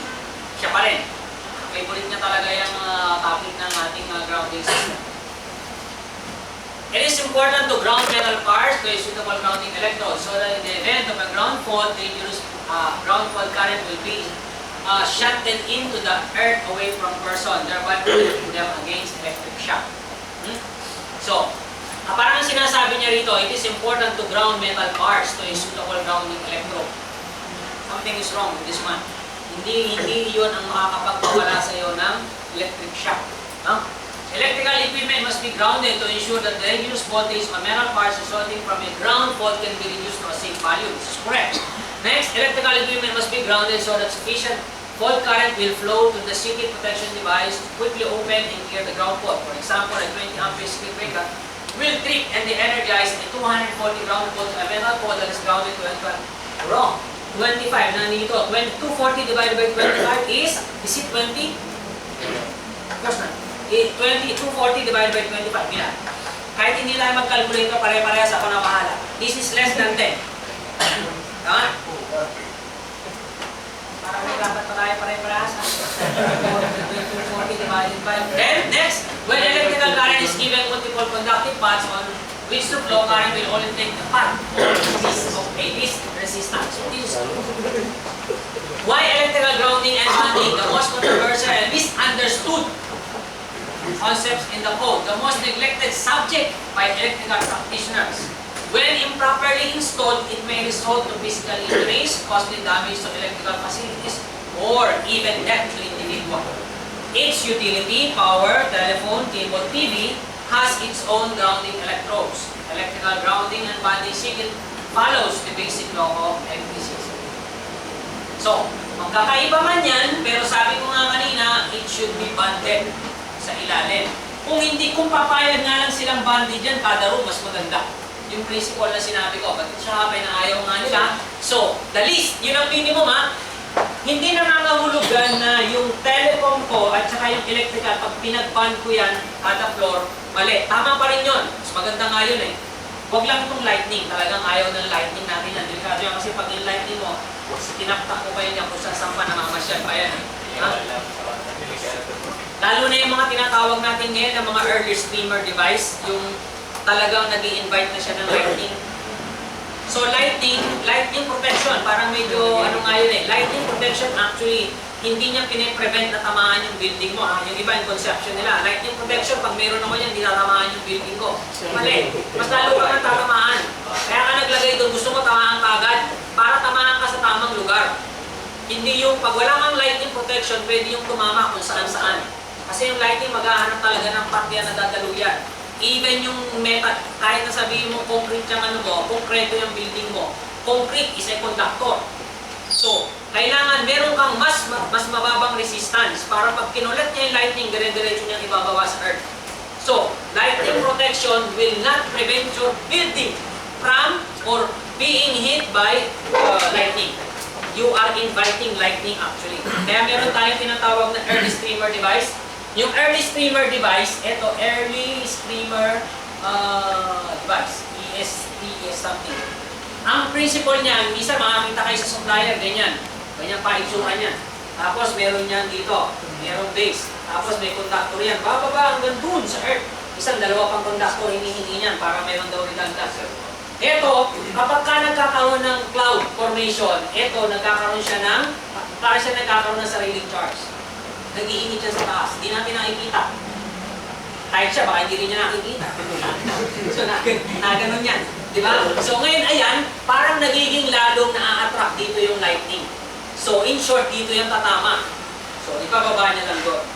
Parang kaya yung iba, ang impression, nagtanong minsan sa isang mga nagsiseminar, dami, puro mga electrical engineer, at tinanong, lightning protection ba? Kaya maglalagay ba tayo na para hindi tayo naman ng kilat? Sino may sabi? Dami talaga, bilis pa ng iba eh. Parang galing sa pagkakatulog eh. Hindi naintindihan yung tanong eh, di ba? Sa lightning protection will not prevent your building from being hit by the lightning. Actually, you are inviting lightning. Kaya nga sabi, huwag ka rin magsusunod ng anas pag kumikita, sa kamahan ka, di ba? So parang yun ang naging kasabihan noon eh. Tsaka sinasabi nila, lalo na pagka-fancy, no? Kapag mga naglindag niyan. It's not true. Next, grounded conductor, a system or circuit conductor that is intentionally grounded. Alam naman natin yan, grounding conductor. Discuss na natin kanina yan. Or else, alam niyo na to, di ba? Yan yung mga pinag-usapan natin kanina.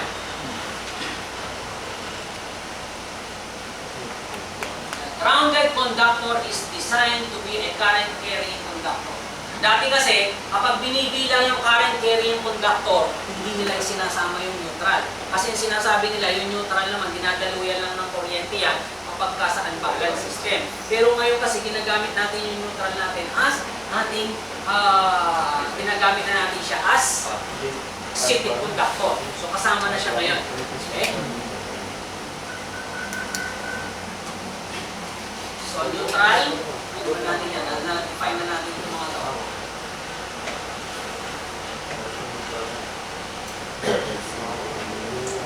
Grounded conductor. Neutral natin. Ang grounded is our light. Ito yung mga kulay natin. Madaling tandaan, di ba? Boy, brown, orange, yellow, black, red, blue. Ito pala yung isang group. Black, red, blue, or yung RYB, red, yellow, blue. Kaya lang minsan dito sa mga sinasabi siya na pag single phase, red and white. Kapag light and neutral, red and white. Puro red. Mali. So dapat kung phase A ka, black dapat. Para pagdating mo sa panel, alam mo na itong black ay galing sa phase A. Pagka red, galing sa phase B. Pagka blue, galing sa phase C. Dapat ganun. No? Parang hindi na naman yata pinag-isipan. Black, red. Tignan mo. Phase A, B, black, red, white, green. Kapag kaya itong system na ito, black, red, blue, wala rito phase A, single phase. Oh, tignan mo. Halimbawa, single phase. Halimbawa, ang pinanggalingan mong panel ay 3 phase. Tapos may mga panel ka na pa single phase lang. Ito ang gulay mo. Black, red lang and black, red. Diba? So, paano ngayon? Kung 3 phase yan, ito yan. Nasaan na napunta yung blue? Ibig sabihin, lalagyan mo ng load palagi yung phase A and B lang. Nasa na yung phase C? Wala na. So, dapat, kung ikaw ay, kung nasabihin mo ito, siguro naman bagay, baka sinasabi niya rito is purely single phase lang. No? Okay na, bigyan na natin. So, in short, ito, lahat ng panel mo, even the main, is only single phase. Pero pag 3 phase, sabi natin, lahat is single phase. White with red stripe. Hindi tayo gumagamit dito. Wala tayo ganito ng system voltage. Ito, gumagamit tayo dati pero hindi na masyado ngayon. So, gray. Actually, light gray ito Pinapayagan natin, white, light gray. Pero para hindi kayo mahirapan, pag nagpapa-install kayo, make it white. The necessary equipment usually consisting of circuit breakers or switches and fuses and their accessories connected to the load end of the service conductor to a fielding or other structure, or an otherwise designated area and intended to institute the main control and cut-off of the supply. Service equipment. Ito yung main equipment natin.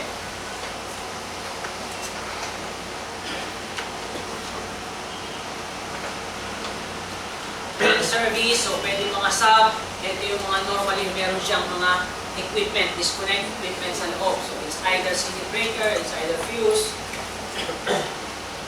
Service.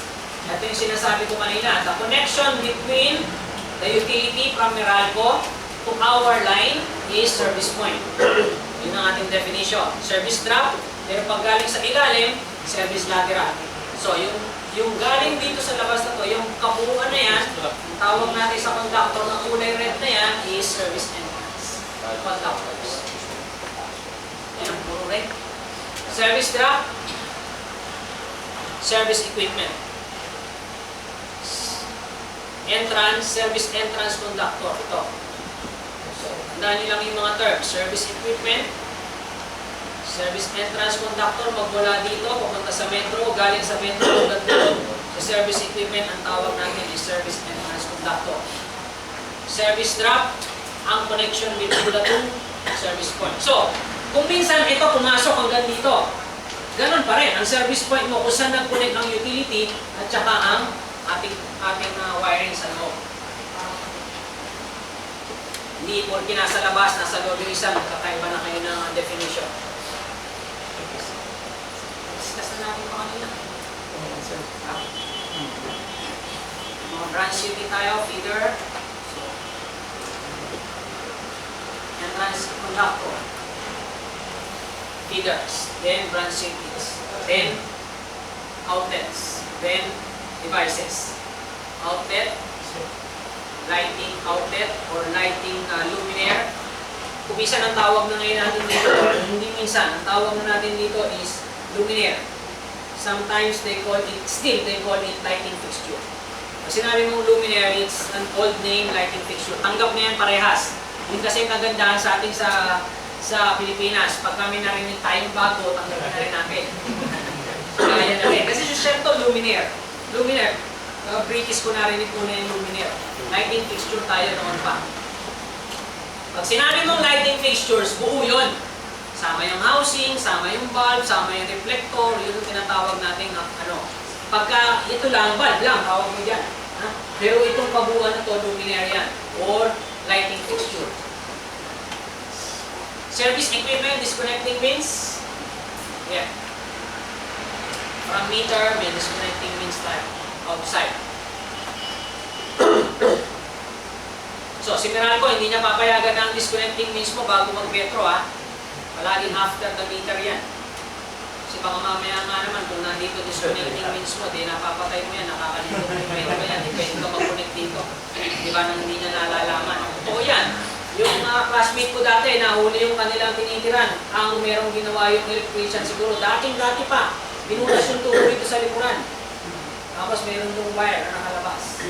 So, na-connection to ni Meralco. May metro dito, yung pala may kuryente na nakukuha doon. Na-booking lang nung nag-ipit si Meralco. Dinover-check lahat. Pumastos siya nung time na yon. Nagpalit siya ng mga meter base at saka nitong tubo. Para lang mahuli yung mga kawatan na yan. Kasama yung kanilang inupahan.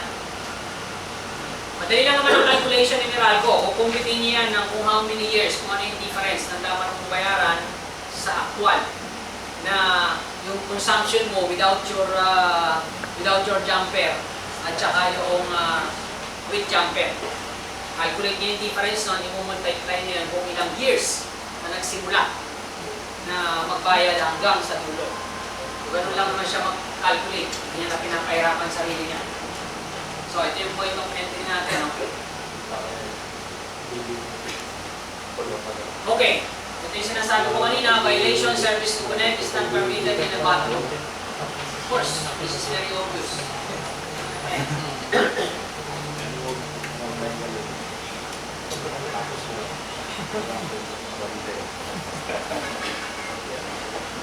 Ito, nakita naman natin ito kanina na hindi natin gagamitin itong earth as return path. So, kailangan natin talaga ng kailangan mo ito. Ito nawawala niya. Yung green na yan, dapat may green dito. At meron dito, ito, nakaband na yung dalawa na yan, okay na yan. Pero ito, dapat merong connection.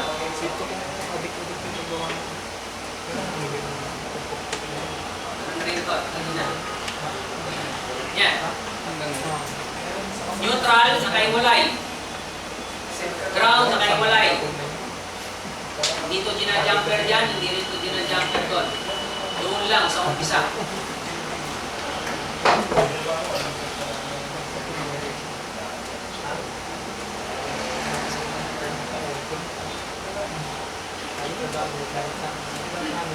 Ito yung kaya nilis na sa atin. Dapat naka-open siya ron. Mga jumper lahat. Telephone, TV, ceiling TV, anumang MPCS na yan, then other electrodes, kung may lighting pa yan, sama-sama na sila dyan. Ito naman, kung marami kang, kung hindi mo ma-meet Kasi sinasabi kasi ng iba, hindi nila ma-mix sa isang rod. So, ang ginagawa ng iba is nagpa-parallel. Yung iba naman, meron siyang connector dito, coupling, dadagdag. So, ibinabaon nila yan ng malalim na malalim. Kasi mas maganda ang resistance ng ibinabaon mo ng mas malalim kaysa dinadamihan mo yung parallel. Mas maganda yung abutin mo yung lalim niya talaga. Kaya may driving pin yung mga yan. Babaon nila, ipo-coupling nila ito, babaon ulit. Hanggang sa ma-reach nila yung bottom. O, kahit nasa loob ng bahay, nire-require niya na dapat banded yan. O, tingnan mo ito. Since itong dalawa hindi banded, may potential difference. Yung dalawa na yan. Pag nahawak ka dito, since ito separate, so may potential difference ng dalawa. Diba? May potential difference din yun. Ito, kasi itong tatlong ito nakabande, yan. Potential difference din to. Kasi naman ito, nakabando dito. So, dapat, karoon ka ng banded. So, in short, single point ground. So, sama-sama yan, no? Ito yung ground mo, connected doon. Ito connected doon. Ito connected dito. Then, other, ito naman TV mo nakakonect dito. Kaya nga lang sa atin, hindi lang nangyayari yan. No? Okay? Then tayo ito, system banded together.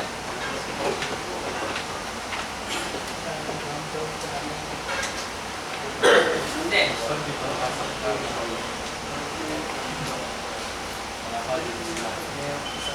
Lightning rods.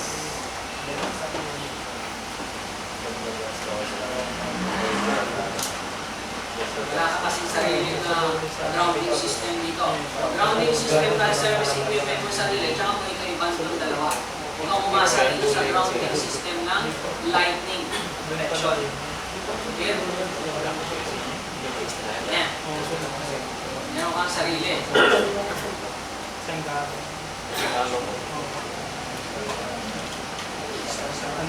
Ginagawa ng mga nagkakabit dito, meron silang sariling ground. Kahit pansinin niyo yung mga nagkakabit sa inyo ng mga telephone line, may dala-dala yan, mahabang rad, ibabaon doon sa tabi nyo. Ha? Ibabaon, pero hindi naman nila naiintindihan yung mga pinagbababaon nila. Minsan, pang hindi na maibaon yan, okay na yan? Kaya mo na yan? Ha? So, ang importante, dapat meron kang paring rad papunta doon. Or, ground dito, yung laptop ito. Maglalagay sila dyan, babaon ito. Kung kulay green sila, babaon sa lupa. Okay, walang problema yan. Pero dapat itong green mo na ito, makarating ito sa supply. Okay lang yun. Sabi ko nga kanina, wala namang issue ron. Ang magiging mali lang kapag ka hindi mo pinrovide ito. Okay lang na nandyan yan, pero i-provide mo yan dapat.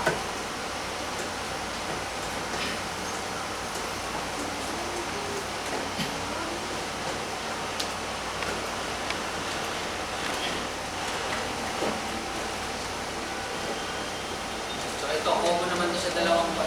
So ito, pwede dito yung entrance mo, yan din yung supply side mo. So dito siya nagkaroon ng grounding.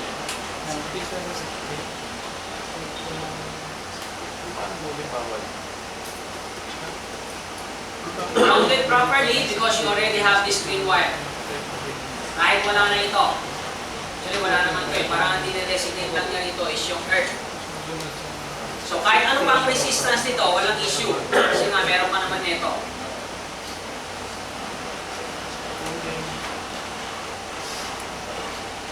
Kanina.